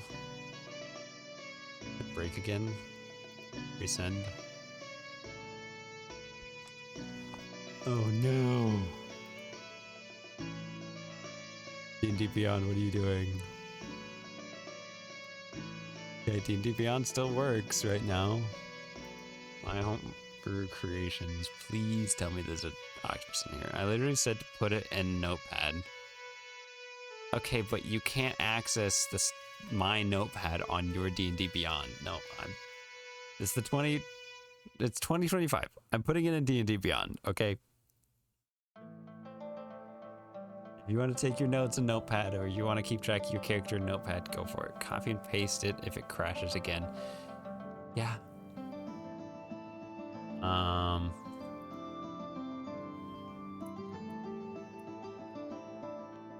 Gross. Nope. All right. We're going to make a species. I'm gonna get you. You can try. I can't shield. Throws a coconut at you. All right. We're good.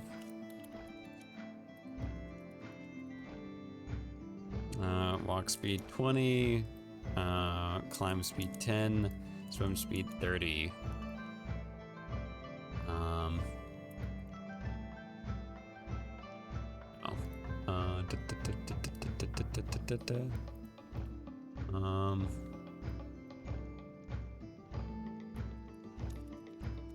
Coconut octopus description.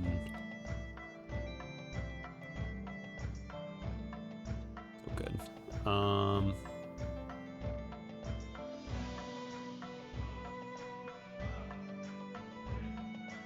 See right here.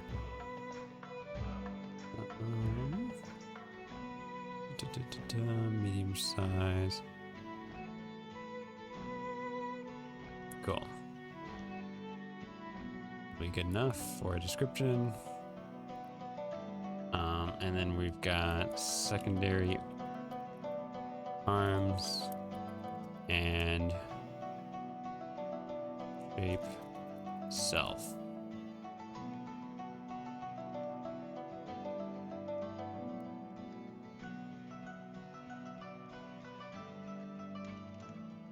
It hates this. Is it the...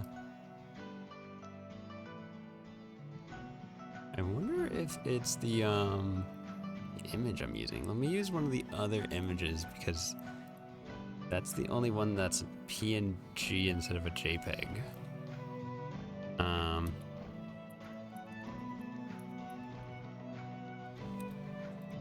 And if it breaks again, then we're gonna just say that maybe it is D&D Beyond breaking currently, and we're not going to overdeal with that. Just paste that, and then that is secondary arms and shape self. Please work. Oh, it totally was the PNG. Why did, well, if you can't take a PNG, why won't you tell me? Got a funny little Komodo dragon picture for the octopus currently. I might fix that later. Honestly, it's not the biggest deal. Species traits. Let's get those traits working. Woo, pop my neck real good there. All right, we are looking at shape self first. Shape self. Snippet is going to be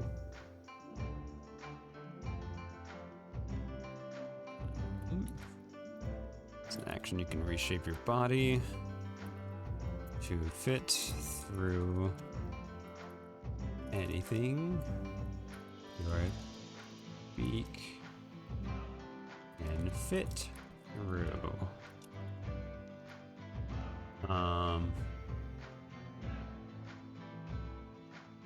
Now this would mean that one of the like drawbacks to shape self, yes, you can get through like a keyhole potentially if your beak could fit through it, or like just under a door, more likely. Probably not a keyhole. But you would not be able to bring your equipment with you, so you'd basically be coming out on the other side unarmed. So that's something to keep in mind for the shape self. It is a great way to like open the door for the rest of your party and then get back to your stuff. But it's got some like dangers to it. Just something to keep in mind. See what a coconut octopus, crab, very different creatures. Beak sizes. Don't need the can. Okay.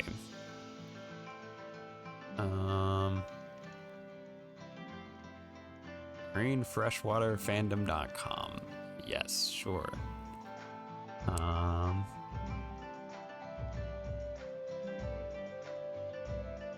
As of them, appearance, behavior.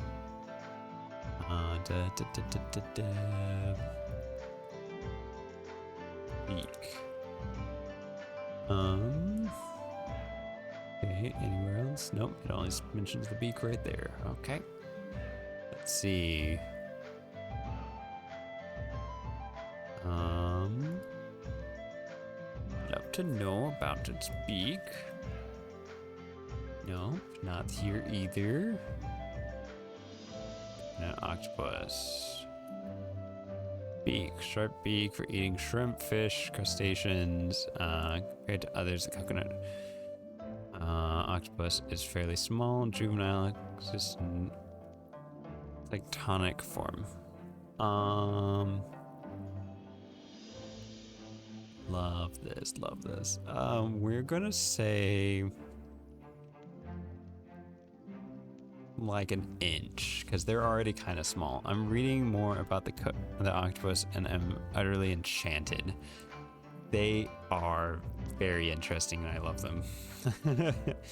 I love everybody's like choices. Komodo dragons were one of my favorite animals as a kid growing up. I was just like, oh my god, what is this creature? I love it. It's even got dragon in the name. Frick yeah. Your 3-inch is their biggest size. For like the whole thing or the beak? Because that's going to change what I'm about to type in for sure. As if like whole thing. Oh god.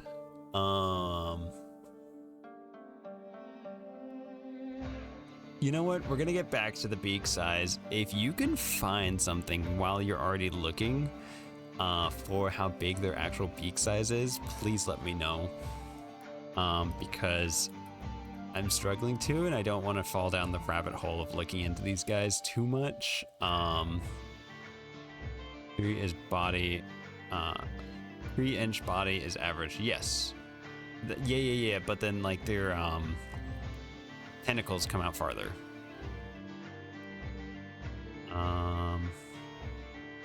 Really need a modifier for that. Great. And then the other trait we were going to give you also I don't think should need a modifier. We're going to need to look up the Thrycree again. Thrycreen, secondary arms.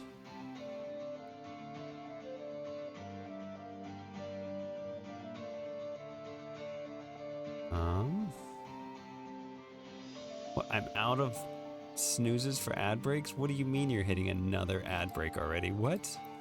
Can't be that. Really? Okay, I have 1 snooze. Oh my god. Twitch, calm down with the ads. Barely make like any sense off of ads. I don't want to run ads at my peoples over here. My Wizlets. It's been 30 minutes. It has literally been 30 minutes. It's supposed to do 3 minutes of ads every hour. I do not know why it's pushing it so much more today. Okay, we're good. Also, apparently my snoozes don't refresh right now or something. I don't get that. Like I'm supposed to.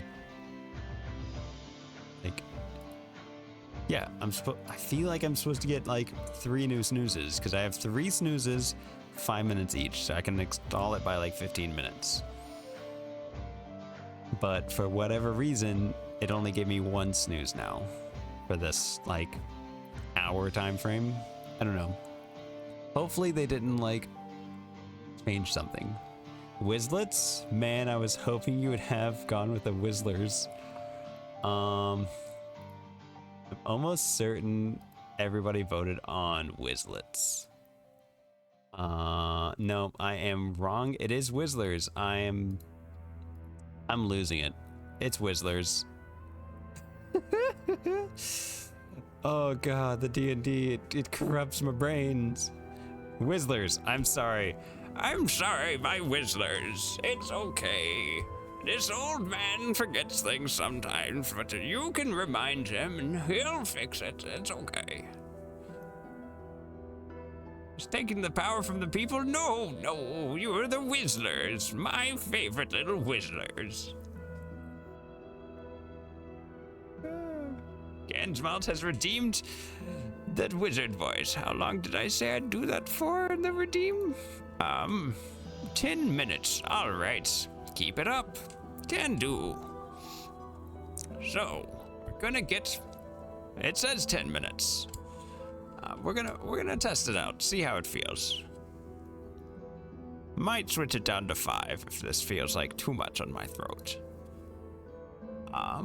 All right, so we've got secondary arms. How's that laundry going, Cap? You, finish it up?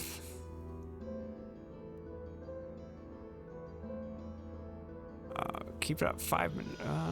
Oh, no. Why is this breaking? That's fine. Okay. My screen just refreshed and confused me. Folding last basket. Oh, thank goodness. Honestly, folding's the worst part.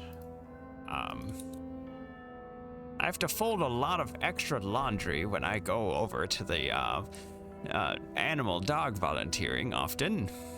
I have no more glass to wipe. That's good, I think. Unless that was entertaining, then I'm sorry.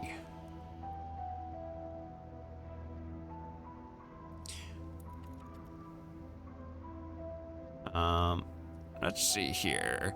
So you got 8 arms. You're probably gonna need like 4 to kind of keep moving around. I haven't seen a soul. Woo! It's a good day. Hey, Wiz, what are your feelings on hot glue? I mean, I don't know if I really have any strong feelings on hot glue. If, like, it's useful. I don't think I've used it since I was in, like, sometime in grade school. I have strong feelings on hot glue. Well, please tell me about your hot glue opinions. What are your feelings on Hot Pockets? Honestly, they're good, but homemade Hot Pockets are much better. They're kind of, it's frustrating how much they can truly stay frozen in the center, and yet lava all around it. It's the bane of my existence. Are you using hot glue right now? Are they hot gluing everything at work again? Oh no.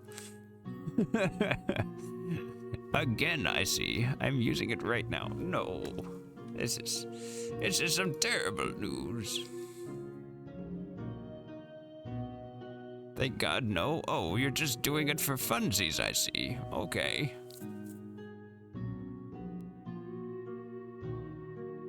All right, let's see here. You have, I can honestly pretty much just use this, description here. Too slightly, yes, you have 2 extra tentacles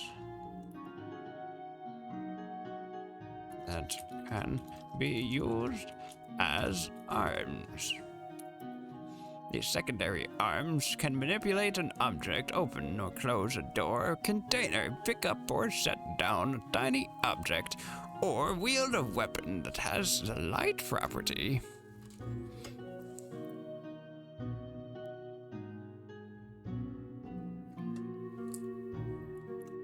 Beak probably isn't super big, to be honest, I don't think. Honestly, I think we'll kind of just play it by ear. If you want to fit through things, you could probably fit through most things. If you're trying to go through like a keyhole, probably not. Keyholes are incredibly small. And they're like moving things, but you could probably fit under any door. So that'll be granted. And ad break has started because it wants to run extra ads today. Love that. Wonderful. They mostly eat kind of little crabs. I saw little crabs and shrimp, apparently. So remember, gamers, don't start shrimping or a coconut octopus is gonna get you.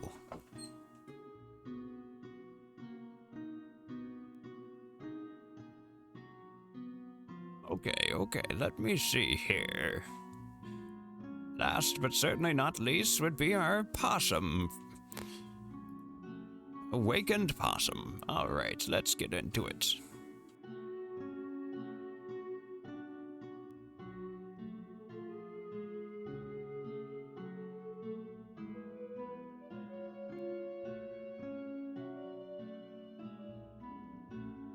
Okay. Can't wait to make my little guy. The mouse is all done if you'd like to create him and start working on him. I did that as kind of my test run beforehand. By the way, you have Fury of the Small included into yours. I'm trying to rewrite a Monster of the Week character from memory right now. Oh, no, not memory. Raccoon's still gonna be small. I think the only one who's not considered small will be the Komodo dragon in this group. Oh, possum. I don't know why, but I have the feeling like I want to call the possum a raccoon. Giant octopuses can go through 2-inch holes. Good lord. Yeah, this we're gonna play it by ear, but I don't think there's much you couldn't fit through. It's kind of my thing. Like I said earlier, though, you have to keep in mind you will not be able to bring your equipment through. There was a 4-pound that fit through 2 centimeters. Oh my goodness. A little guy doing little things. Okay, got possum. No, description. Yes, thank you, please, and kindly.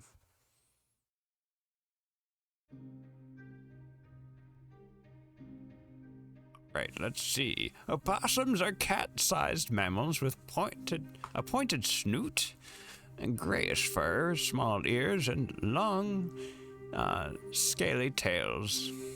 It can use its tail to hang from tree branches, and it has paws with opposable thumbs. Males are usually larger and heavier than females. I don't think we need the males part of the description, but the rest of it we'll take.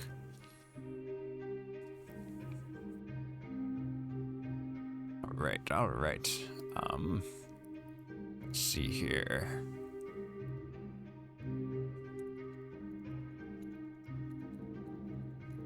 Free to use opossum pictures.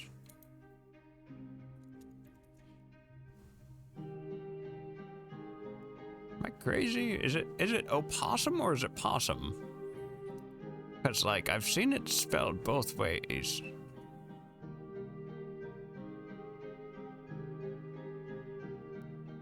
Yes. Thank you, P. Panzer.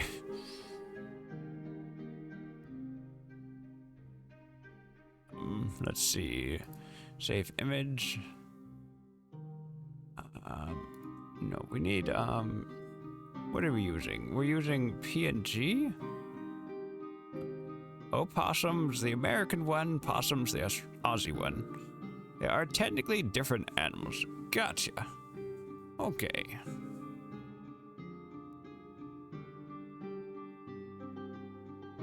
Yeah, so let's look. Possum? Okay, it's Google. It doesn't really understand. They're both marsupials. Good for them. Save image. What about, open image in new tab. Save image here. Look at him, he's just a little guy.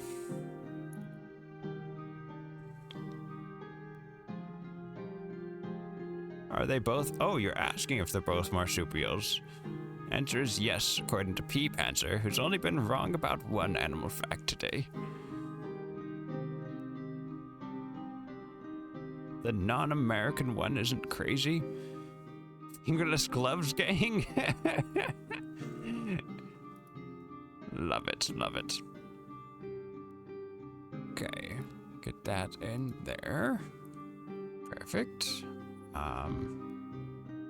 And then species traits. We're gonna go with the pouch of holding,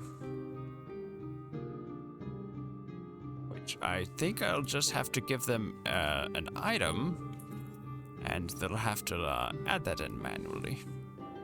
And then what else did they want? They wanted limp and go limp and stubborn. So let me look at those two. Full screen so I can read. Stubborn. Okay, you don't go down. You've been in a lot of fights. You don't like losing. You don't like doing anything unless you want to do it. When you're reduced to 0 hit points in combat, make a DC 14 con save. If you succeed, you're not knocked unconscious but remain standing at 1 HP. This ability can be used once per combat. That's a pretty good one. That's a fun one, too. Alright, so stubborn. And then what was the other one they wanted to just go limp?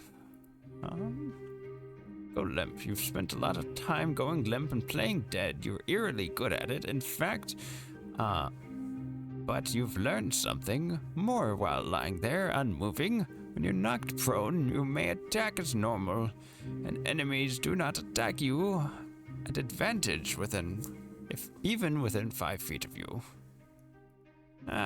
We'll add that too. Go limp. Okay, I think that's everything. Species.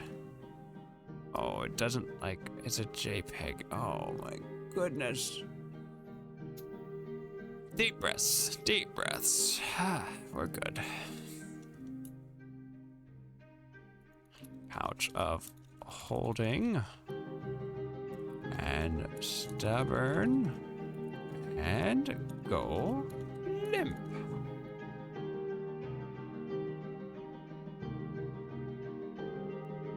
Let's see here. And I can stop using the dog voice and go pet the dog. Where'd the dog? Oh, he's in his bed. Give me 1 second.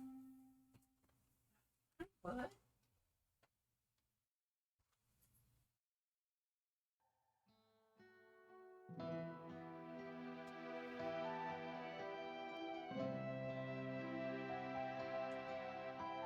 Get that dog cam up for you so you can see him getting those screeches too. He's a good boy.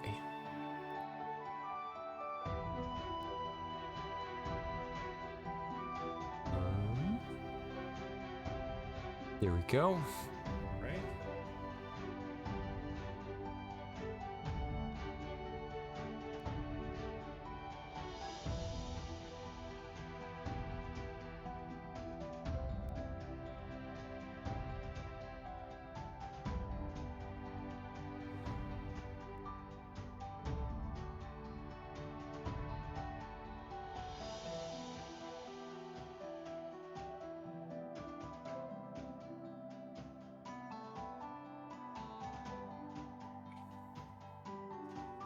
All right.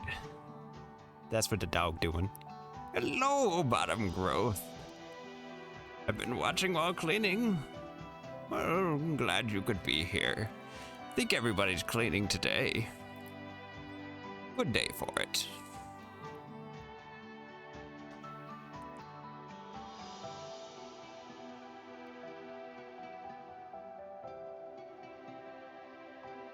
Let's see here, get back to this one.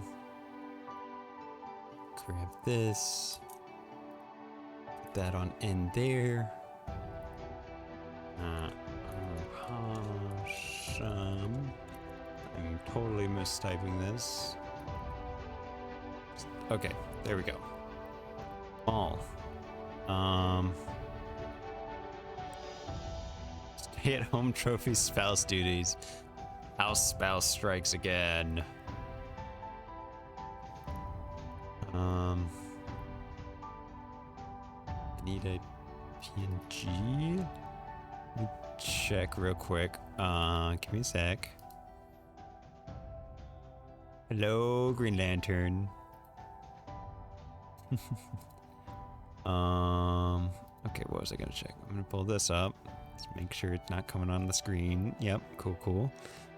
All right, and then I'm going to look into the pictures that I've put on here, the awakened animals.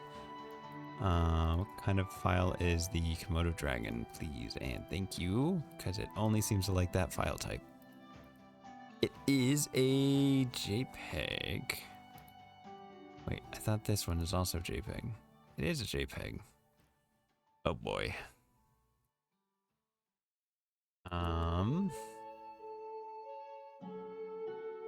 Goodness. We'll try the possum picture one more time, and if it doesn't, yep.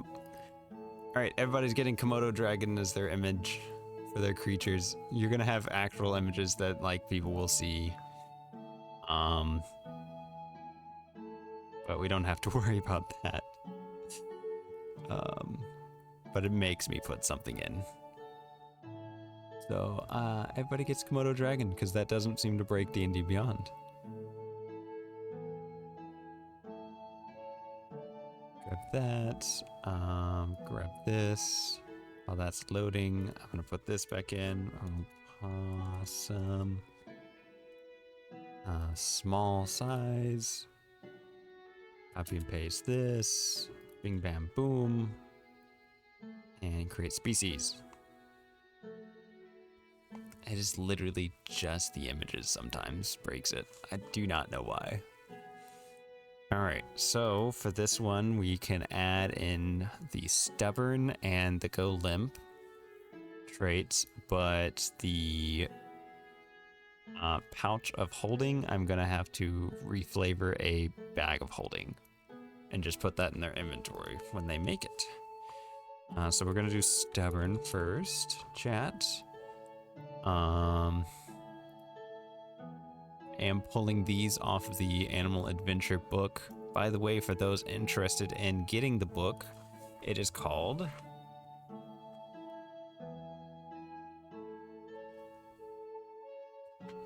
Animal Adventures Secrets of Gullet Cove.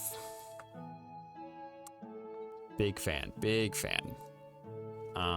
Picked it up at the local tabletop store a little while back because I was like already thinking it'd be really fun to run like an Awakened Animals campaign, and then I saw this book and it's like that's kind of the route they were already going with it, and I'm like, frick yeah. Some foundation to start this on. Currently, my plan for this campaign is to have it as kind of a kind of short, simple, little fun campaign. If people are really loving it, I'm down to consider adding more to it and homebrewing more of the world and maybe keeping these characters around longer. But no promises. We'll kind of see how it's going and go from there. You don't like okay, where are we? You've been in a lot of fights and you don't like losing. You don't like doing any. Oh, yep, sorry. We have switched back because I'm done looking at that screen. Thank you for the reminder, P-Pantser. Find it entertaining. It is such an entertaining hobby. I love this. Doggy has moved, so I'm going to turn off the dog cam. Little guy. Okay. Typing in stubborn. Okay, you don't like doing any. Yes, so my plan is kind of like I'm going to run the campaign kind of as the book intends it. It's only a level 1 to level 3 campaign, so it's like kind of shorter. There is a next book that I could potentially invest in getting.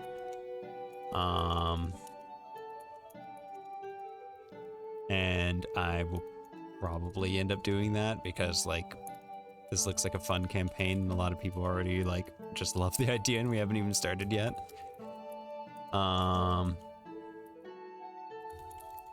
Constitution. Save. Goodness. Save.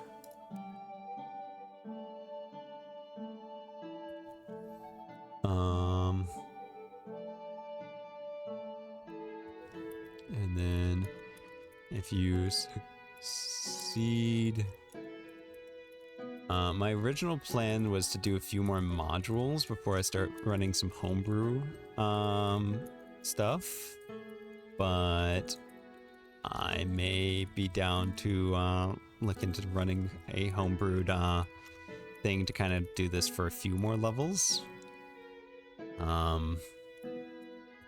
I could make speculations on how far it could go, like to level 10 or 12 right now, but I have no idea. I'm gonna kind of just see how it feels, and I definitely know this is not a campaign setting kind of thing that I would ever run to like up to level 20.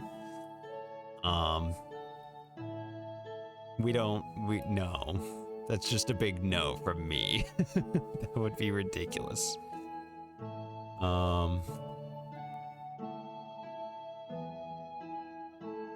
Yeah, because like level 20 is like, oh hey, I'm gonna fight like a couple deities a day and make unlimited wish spells. No, we are doing more along the lines of like just a simple little campaign. I don't want to spoil anything or give anything away right now on like what this campaign's going to be about, other than, you know, there's some mysteries, some things to solve, and some adventures to be had in a small little town. Did I double make stubborn? Okay, that's interesting. Pac-Man trying to eat it.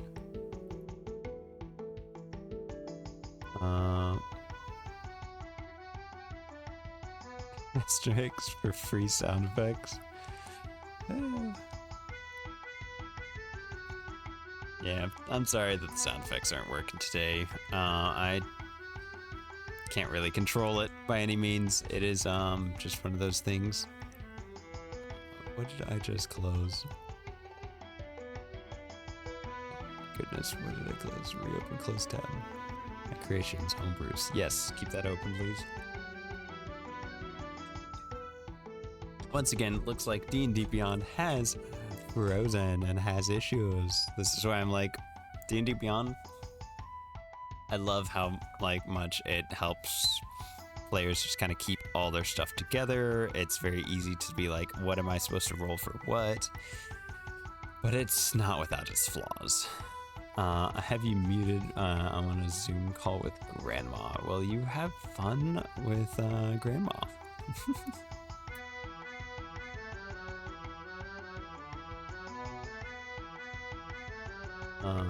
Based on KOB, that Fallen's running Kids on Bikes.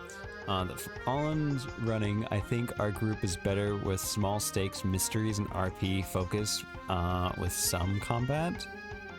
Yeah, I totally agree. That's like something important to kind of do as a DM, is kind of figure out what your party likes to do and what's most fun. Because like I've got my Friday group, I don't DM, but I'm a player in that group, and we like playing a lot of combat, and we do like chess style combat. We're constantly trying to outsmart each other. The DM's trying to like outplay us. We're trying to outplay them, and like it's very different than my Sunday group, where we are like, I definitely think lower stakes, mysteries, RP focused stuff with a little bit of combat here and there sprinkled in is best for them. I was running the module kind of to get my feet wet, get some new ideas that I wouldn't think of myself, kind of get those brain juices flowing for more ideas as well. And I think it like really helped me because I was able to realize like what best play style suits this group. They had a lot of fun at one point. Like there was all kinds of like big things going on. They were going to go fight a deity. They just finished like conquering a fortress, all this stuff going on, dragon attacks. What really stuck out to them was not the tension or the big fights or like the dungeon crawls, but I noticed my party really got into the dodgeball game. It was called Goat Ball, and the party got into it so much that they're like, hey, can we challenge the deity to a dodgeball match to like winner takes all and like save the day through a dodgeball match? If it was a totally homebrewed world, I'd probably be like, maybe. I'd maybe do that. I didn't do it because I was running a module and it would have taken away from like the large dungeon they still had to do, like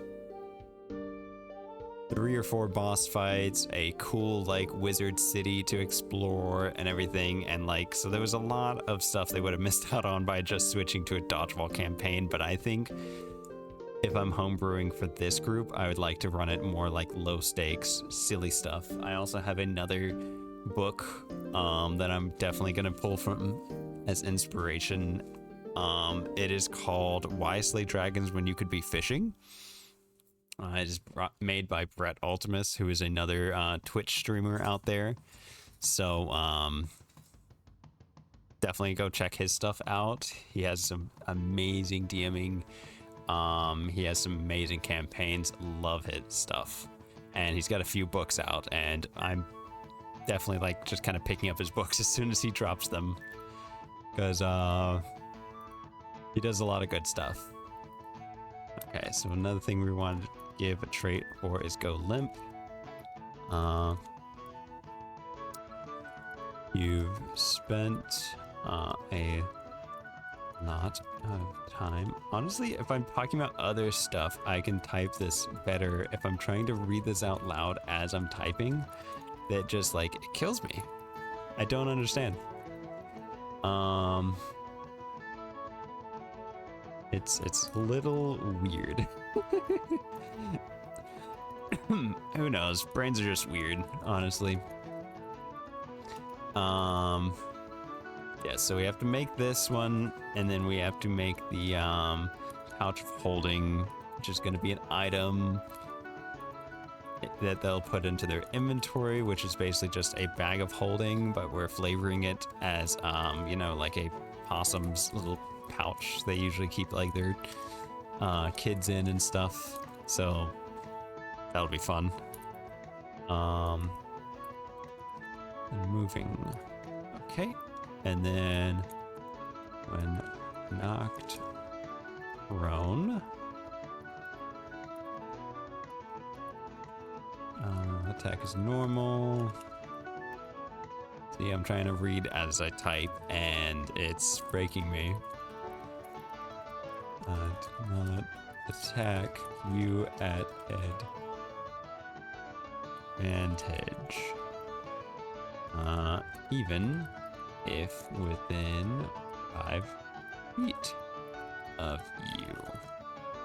But yeah, the Why Slay Dragons When You Could Be Fishing is basically like, it is just that. It's a giant D&D fishing book. I haven't gotten the free time to like really dive into it too much. But it's definitely one of those things where like, it looks super fun and right up like this party's alley of just doing like a little fun fishing campaign. There's a bunch of different styles of fishing and how you may want to like fish, whether that's like throwing spears with lines on them or like using charisma to pull your lines in, using dex, strength, whatever kind of thing. He has a lot of different methods in there. And then I'm actually awesome at typing while not looking. I'm awesome at typing while not looking, but if you try and read out what you're typing while not looking, that seems to like be the difficult part right now.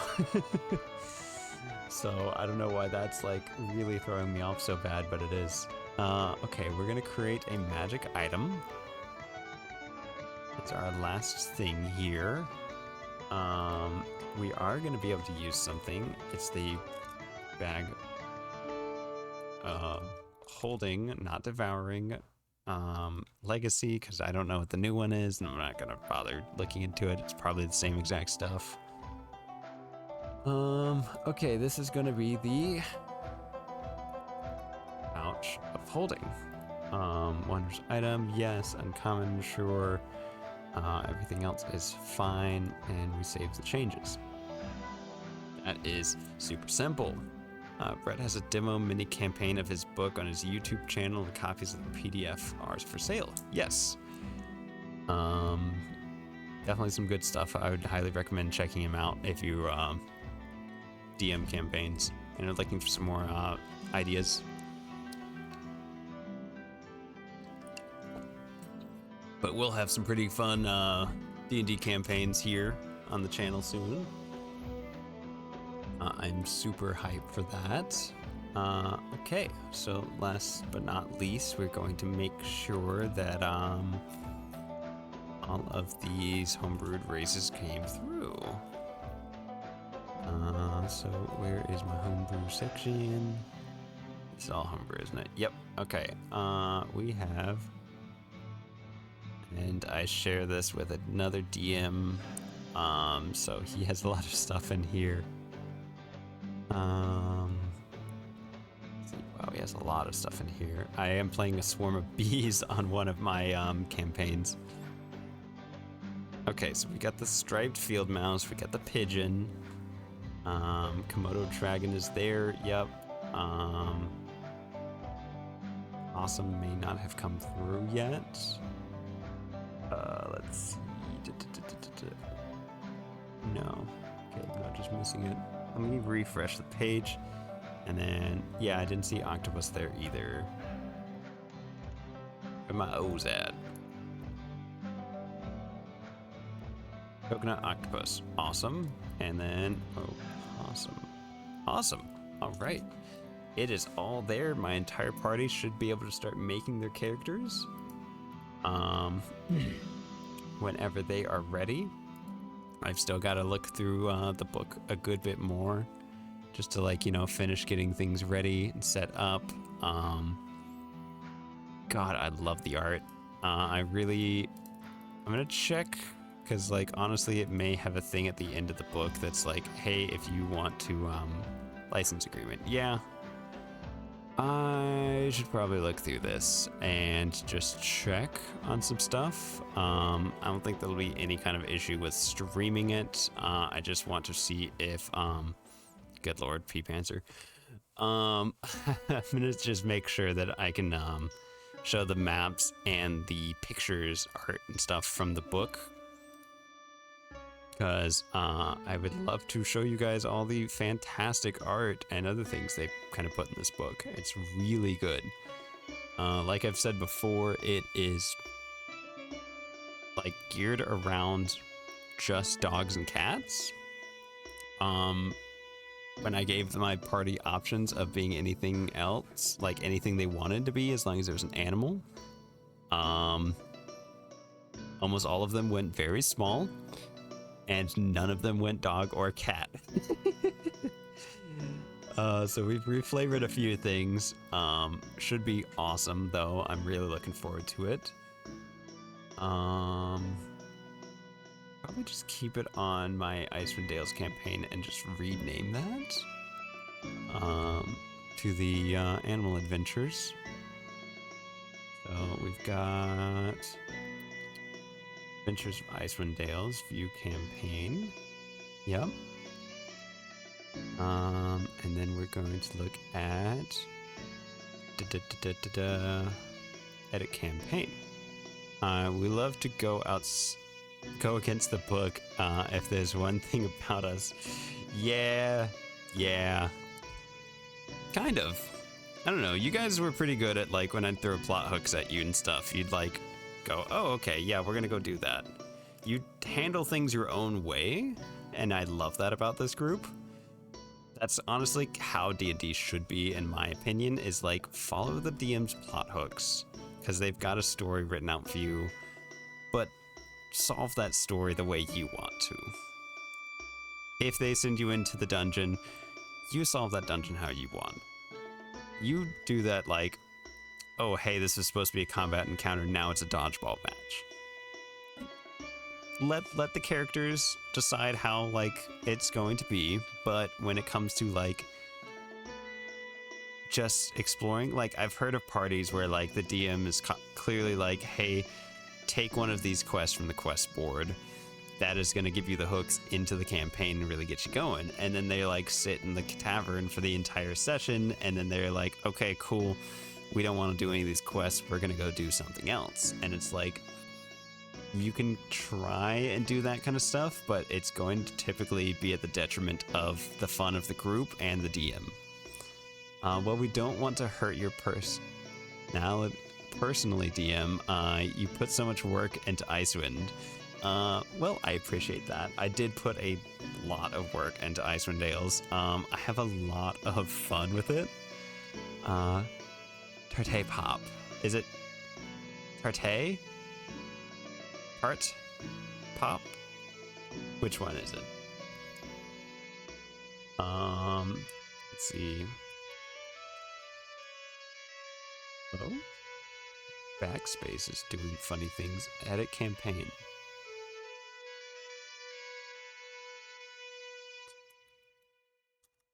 Okay. Animal Adventures. Perfect. Save that. But the pigeon is officially made. That's awesome. Love that. I'm going to deactivate all of these characters. You do not have to delete them. Honestly, if you don't have a paid for thing for D&D Beyond, I would just make a copy of your character sheet, so like you can permanently have that, and then like just save it as a PDF. But beyond that, I would kind of just be like, it's fine, because I know you are limited on how many characters you can have if you don't pay for it. I personally love to keep my like characters around. And then for the players, I'll make an like official announcement, of course, in the Discord, so you all hear me. But for those listening to the stream, please try and find or make your own art for like what you want to be shown on stream. I'll set that up with our Discords, kind of show you guys how to do the Fuji tech simplistically. So like when you talk, your little guy is going to like light up. You do not have to have like the talking versus idling like I have on the wizard over here with his mustache moving every time he talks and wiggling around. But for like just convenience sake, so that people watching know who's talking, I would like everybody to figure out what art they'd like to use. Please make sure it is copyright free art so we do not get in trouble. Thank you kindly. What do you suggest for beginner campaigns, D&D Beyond, along with books? Personally, I think Roll20 or D&D Beyond, both are really good.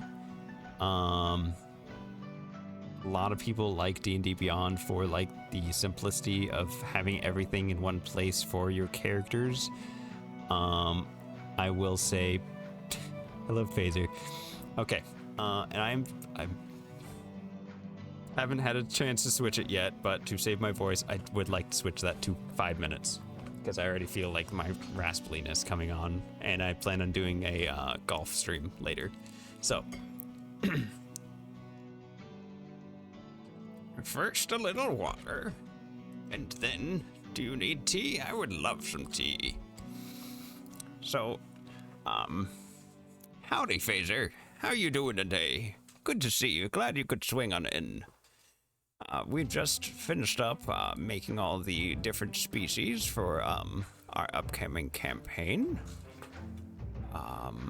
We have... Yep, okay. I think I can just deactivate most of these. For once, I shall not be drunk tonight. Ooh, congratulations. I actually really look forward to it.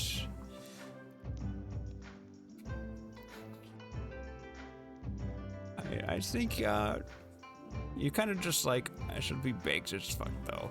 Well, that's okay. I think when you get really drunk, it's just kind of hard to, stick around and, you know, alcohol inebriates you and everything. You know, nothing against you personally, it's just, you end up falling asleep, as most people do. I know when I used to drink, I would fall asleep really, like, every time. Makes me very sleepy. But yes, I look forward to seeing you at golf later. Should be fun, should be fun. So yes, we've just finished getting all the species made for our upcoming Sunday campaign I'll be running. It is going to be a bunch of awakened animals. We have an opossum, we have an octopus, a coconut octopus, we have a striped field mouse, a pigeon, and a Komodo dragon. I believe that's everybody. This is a great party, and I'm really looking forward to what they make. No raccoon? No raccoon. The opossum is about close as we get. Technically, it was supposed to be a dog and cat only campaign, but I was like, I think it would be more fun if we switched it up a little bit and did a good little whatever the party would like to do it as. So I was basically just like, tell me what animal you'd like to be and we'll figure out the traits and stuff for him. We just finished setting all that up. It's going to be a very low level 1 to 3 campaign. We may continue on past that, but the initial campaign is just that. It should be a really good time, and I look forward to it. I do not have an exact date on when it's starting. I do know that it'll be on Sundays. It'll be starting at 4 p.m. Eastern Standard Time. Time change willing. I don't think we've got any more time changes coming up soon. But yes, so we'll figure that out as we go. I'll keep people posted in the Discord, and I will get the official schedule on Twitch updated when I do know for a fact we'll be doing that. That will make it so that Tuesdays and Fridays are my only days off, which is fine. 2 days are fine. Pet the dog. Hold on. I will pet him as soon as he gets back. He went with Pea Panther to go get me tea. He's a helpful little guy, but I will absolutely make sure to give him extra scritches and tell him it's from Phaser Fox. Let's see, deactivate the rest of these, because when I make combat encounters, I like to make them like through D&D Beyond, and it makes it a lot easier. Also, JT, you were asking about like some of the other stuff. Sweet. Sound effects still aren't working, Green Lantern. Curious because our friend group is all over the world, so I know some of us have our own dice, but some will be using online, etc. Honestly, JT, for fairness sake, because we also do ours online, I prefer everyone to roll in D&D Beyond. It feels like it has some off days, but I mean, like, normal dice do as well. And it just kind of helps when, people are... Gotta go eat dinner. See you in a bit, Wizard. Have fun. Thank you for swinging on, Ben. Bye, Phaser. But JT, so it's up to you, but just to kind of like, I trust my friends and the people that I DM, but I don't, I've also played for a while, and I know when the dice really are screwing you over, you're tempted to go, well, that roll really sucks. Let me roll one more time. And just like, you know, use it better. It's like, oh my god, if I roll bad here, my character dies. Roll good, roll good, roll good. There we go, there's a good one. Like, it's tempting. And to kind of take that temptation off, and so that nobody can be like, hey, you keep rolling crits like crazy, are you cheating? And there's no like accusations being thrown around. I ask everybody to just roll on D&D Beyond. Kind of simplifies things, plus it's also kind of makes everybody feel a little more included. If somebody crits on D&D Beyond, everybody sees it and everybody goes, whoa, look at him, he just got it. Oh, I can stop doing the wizard voice. Didn't they catch someone doing that on one of the big actual play RPGs, but it was like but it was always 17 when the player lied? I think so. It is tempting when you're just rolling a dice for anybody, I think. And while most people don't do it, there is still the temptation to cheat when like there are big things at play sometimes. Like it's easy to do it. I think only the DM should be allowed to cheat, lol. The DM should be allowed to cheat. He should fudge the number sometimes in the interest of fun. Sometimes, I know in my previous campaign that I just ran, I'd roll initiative for like the boss, and they'd roll like a 28. And I'm like, hey, this is like a very nothing guy. It's just a bandit. Why is he like rolling so incredibly crazy? So I'd roll like one more time, and it's like at 17, and I'm like, that's much more reasonable. Other times I'd be like, well, let me roll like a fireball against the group. And I'd look and like, I can see on the encounters of D&D Beyond what everybody's health is at. And like, if it is a small, the party's still learning kind of encounter, you don't want to throw a like fireball at the group where like most of them are below 30 HP and the fireball just does like 40 damage. It's like, oh, cool. Now there's like one party member left. Everybody else just got like knocked out, and this is probably a TPK now. It's like, okay, well, roll the damage again. 28 this time. Now everybody's on the brink of death, but they're still alive. Do that one. Still puts the pressure, still puts that like, oh my god, we could lose our whole party right now, but it gives people a chance to do something about it versus just like, sorry, the dice rolled big numbers, you're dead. Make a new character. Some fights you should not pull your punches. I will say, like for the final few boss fights, and the big fights that like the whole campaign was leading up to, I did not pull any punches. They were fighting like a deity at one point and a lich at another point, and like it rolled really good on initiative. The lich, they were in a small room, it has a big AoE attack. I'm like, it just gets to do this. It's going to be a hard start to the encounter. My party at that point, though, had been preparing for these fights. So while it was a nasty start to the fight, they recovered. They recovered well, and they won the fight. And then as far as like the deity fight goes, they were really prepared, and they actually like just mopped up pretty good. So I was like very proud of the group, and like I think that felt a lot better too, especially since we're not like my Friday group. My Sunday group's much more into like these small combats, more let's solve mysteries, let's do RP, stuff like that. So throwing like combat encounters that are practically impossible to win, but if you can like fudge the system just well enough, you can win. That's what my Friday group loves, not my Sunday group. And I want people to have fun. That's the whole point. Why play D&D if you're not going to have fun? So funny you say that. My group gave me an interesting way to start being a DM. They said, you can kill us as much as you want. You can fuck with us as much as you want. Just give us a good story. I would just be careful.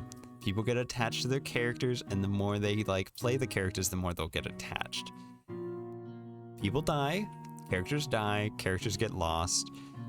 Like, honestly, we lost one of the characters during like a big fight early on in the campaign, well, kind of middle of the campaign, and it became a big thing, and like everybody remembered it. It like came up later a couple times, and like it was a big sad moment to lose this character. If the characters are kind of dying over and over, they're gonna lose a lot of their like that's the point of rough D&D lol. How are you doing, Wizard? I'm doing great, Peepon. How are you doing? Glad you could swing on by.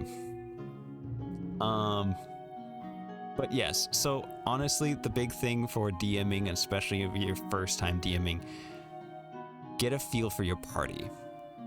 Different parties are going to want different things. You got to make sure you're a good fit for being a DM for this party, for what you're looking for. And keep in mind something very important, I will say, is your win condition is everybody has fun. You have fun, they have fun. Your win condition is not you killed the party. Are you supposed to go against the party on things like combat? Yes. Are you supposed to go against them on like everything? No. You're trying to lead them through a story, and it's important for you to like lead them into this fun story and give them directions on like where to take it. You want to also, something big I learned, luckily not the hard way, I learned it right before it got bad, and I was gonna learn it the hard way, is we had one encounter where basically there's a shiny object, first person who picks it up, it blows up the whole party. Half of the party turned into ghosts because they got insta-killed from it. The rest of the party didn't, but were like scared and ready to flee. I had to basically, like, the encounter was set up so that the ghost half knew insider knowledge then, because they were in like the ethereal plane, and they were able to kind of help with a mystery of how to fix this device that just blew up to get everybody back to life. I had about 4 backup ways of like, because I'm thinking, if I'm a player and I just watched the party pick up an item and then half of them instant died, I don't feel good anymore as far as playing this, and I just want to leave the scenario. So like I have to quickly like redirect and make sure it doesn't become like a bad encounter.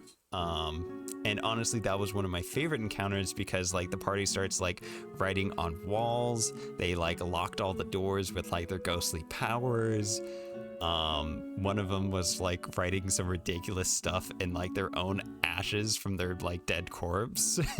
And so like it was so good. And I will just say, as a new DM, anything you throw at your party, have a few, like 2 or 3 backup ways of getting out of the scenario. So like if they're trying to find a clue in a house, nobody finds the clue, what are you gonna do next? Because there will be times where nobody finds that clue you put for them there. How are you gonna make that clue found? How are you gonna keep the story going? Because if you start like running into this situation where nobody knows what to do, it's not good. And it takes a lot of the wind out of people's sails. So as a little hint, since I don't know if any of my friends are here for this story, death isn't what it seems. You might be facing the Grim Reaper, but he isn't taking you to the grave. Where is he taking you? Yeah, like that kind of thing can be great. Personally, on my Discord and stuff, I have a side thing where I can only do one-on-ones.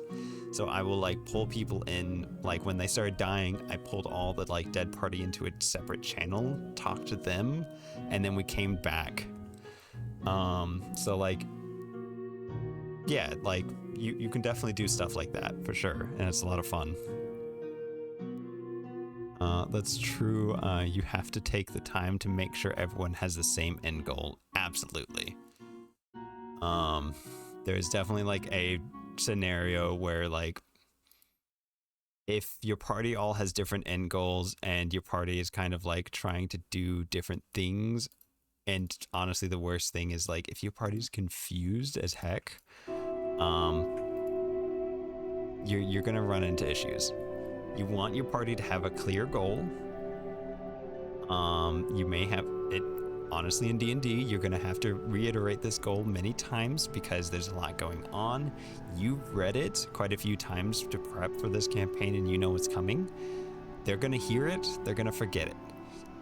Don't beat them up for forgetting it. Help them, guide them, you're the DM. Keep that train going, put wind more back into that sail, give them a destination. But also give them inspiration for taking notes. I'm using the chance to write myself since it's something I've finally got a chance to get back into. Yes, absolutely. D&D and especially DMing, fantastic opportunities to kind of get yourself out there, let those creative juices flow, and kind of just have fun with it. That's one of the reasons I love the hobby so much, and I love DMing for everybody, is I get to be as creative as I want to be. I set up a bunch of sound effects, I get a bunch of music going, I have a bunch of different scenarios, and how are we gonna like run this campaign, and this, that, and the other, and how am I gonna homebrew this, and how can we have more fun with that, and like, it's so fun to let those creative juices flow, whether you're drawing, creating music, creating D&D campaigns. Like, you gotta have some outlet to like be creative. Sounds wet? Well, you know, we keep it a little juicy here on the Wizard stream. Got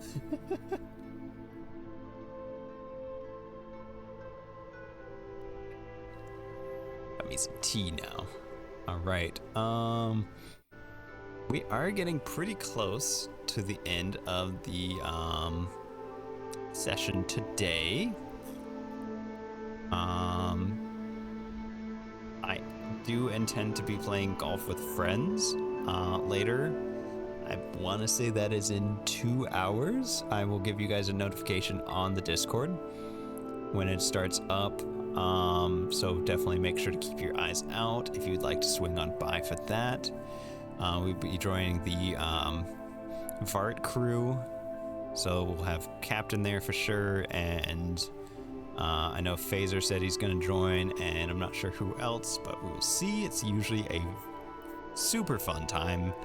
So actually, it's always been a super fun time. So yes, if you are free and want to come hang out some more, definitely swing on by for golf later. I'm going to take a little break until the next stream, let my voice recover, stretch, get some food, not burn out. The Vart, yes. The Vart crew. It's funny because I used to write this intricate war stories and out of the world style moments and do weird voices, so I can't wait to give it a whirl. Yes, I think you're gonna have a blast.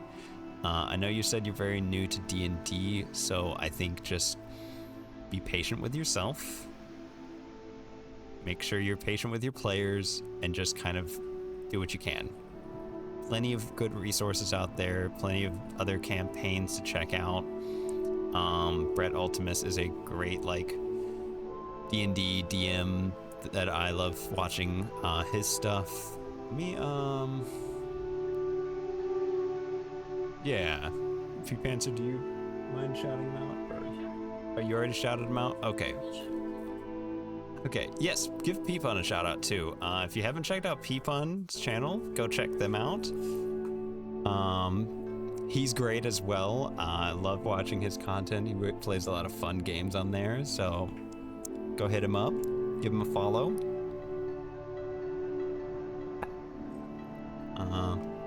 That's what I'm prepping for, yes. The story will never go as you plan, yes. So story will never go as you plan. Talk with your party. Honestly, I kind of told my party, I'm like, hey, I've got a story. I'll give you plot hooks. You guys need to go into the plot hooks, especially since I'm a new DM. If you go too off the rails, it's gonna collapse, and we're gonna derail the whole campaign. It's gonna be a train crash, not a fun new city. So talk to them, get them to follow with you and work with you, especially for the first campaigns. Maybe later when you're like more confident and stuff, then let them derail some stuff a little bit. But for the most part, be like, I'll give you plot hooks, follow those plot hooks. You'll have a fun time if you do. Gonna watch The Natural Six. I don't know about that one, but yeah, there's plenty of great ones out there. All right, well, let's do a little outro. Hello, everybody. Thank you once again for swinging on by our D&D stream today. We got some fun prep going. We've got a very fun campaign coming up later, so be prepared for that.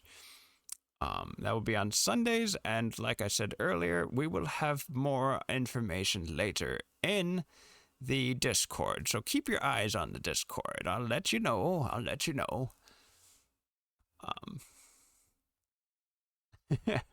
Yes, so we've got the Golf with Friends stream this afternoon in about 2 hours. The Discord, I do not have a bot command for it right now. I apologize, but it is on my About section if you have not joined. So go check that out on my Twitch About section. But yes, I will see many of you later for the stream later. If you do not come by later this afternoon, that is okay. My next big stream will be Monday, should be Mass Effect Monday. As far as I know, we'll be back to a normal schedule next week. I don't know of any extra collabs I'm doing, but I do like to collab with people, so we'll see. I will keep you informed. Discord's honestly just the best place to keep track of any updates and surprise streams. But thank you all so much for coming. I had a blast talking with you. I had a blast getting into the D&D. Oh my god, ads are about to run in 1 minute. Okay, I'm gonna wrap this up. Thank you all so much. I always love having you Wizzlers here. So, we will get to raiding in just a moment. We will raid another wonderful streamer, and you guys can hang out in their chat for a bit, and then maybe if you would like, swing on by for the golf later. So, thank you all for coming. Have a wonderful, magical rest of your day, and until next time we speak, stay magical, my friends. Okay, ad's gonna kick in a second, but I'm raiding you guys out as fast as I can. Let me get the raid message real quick.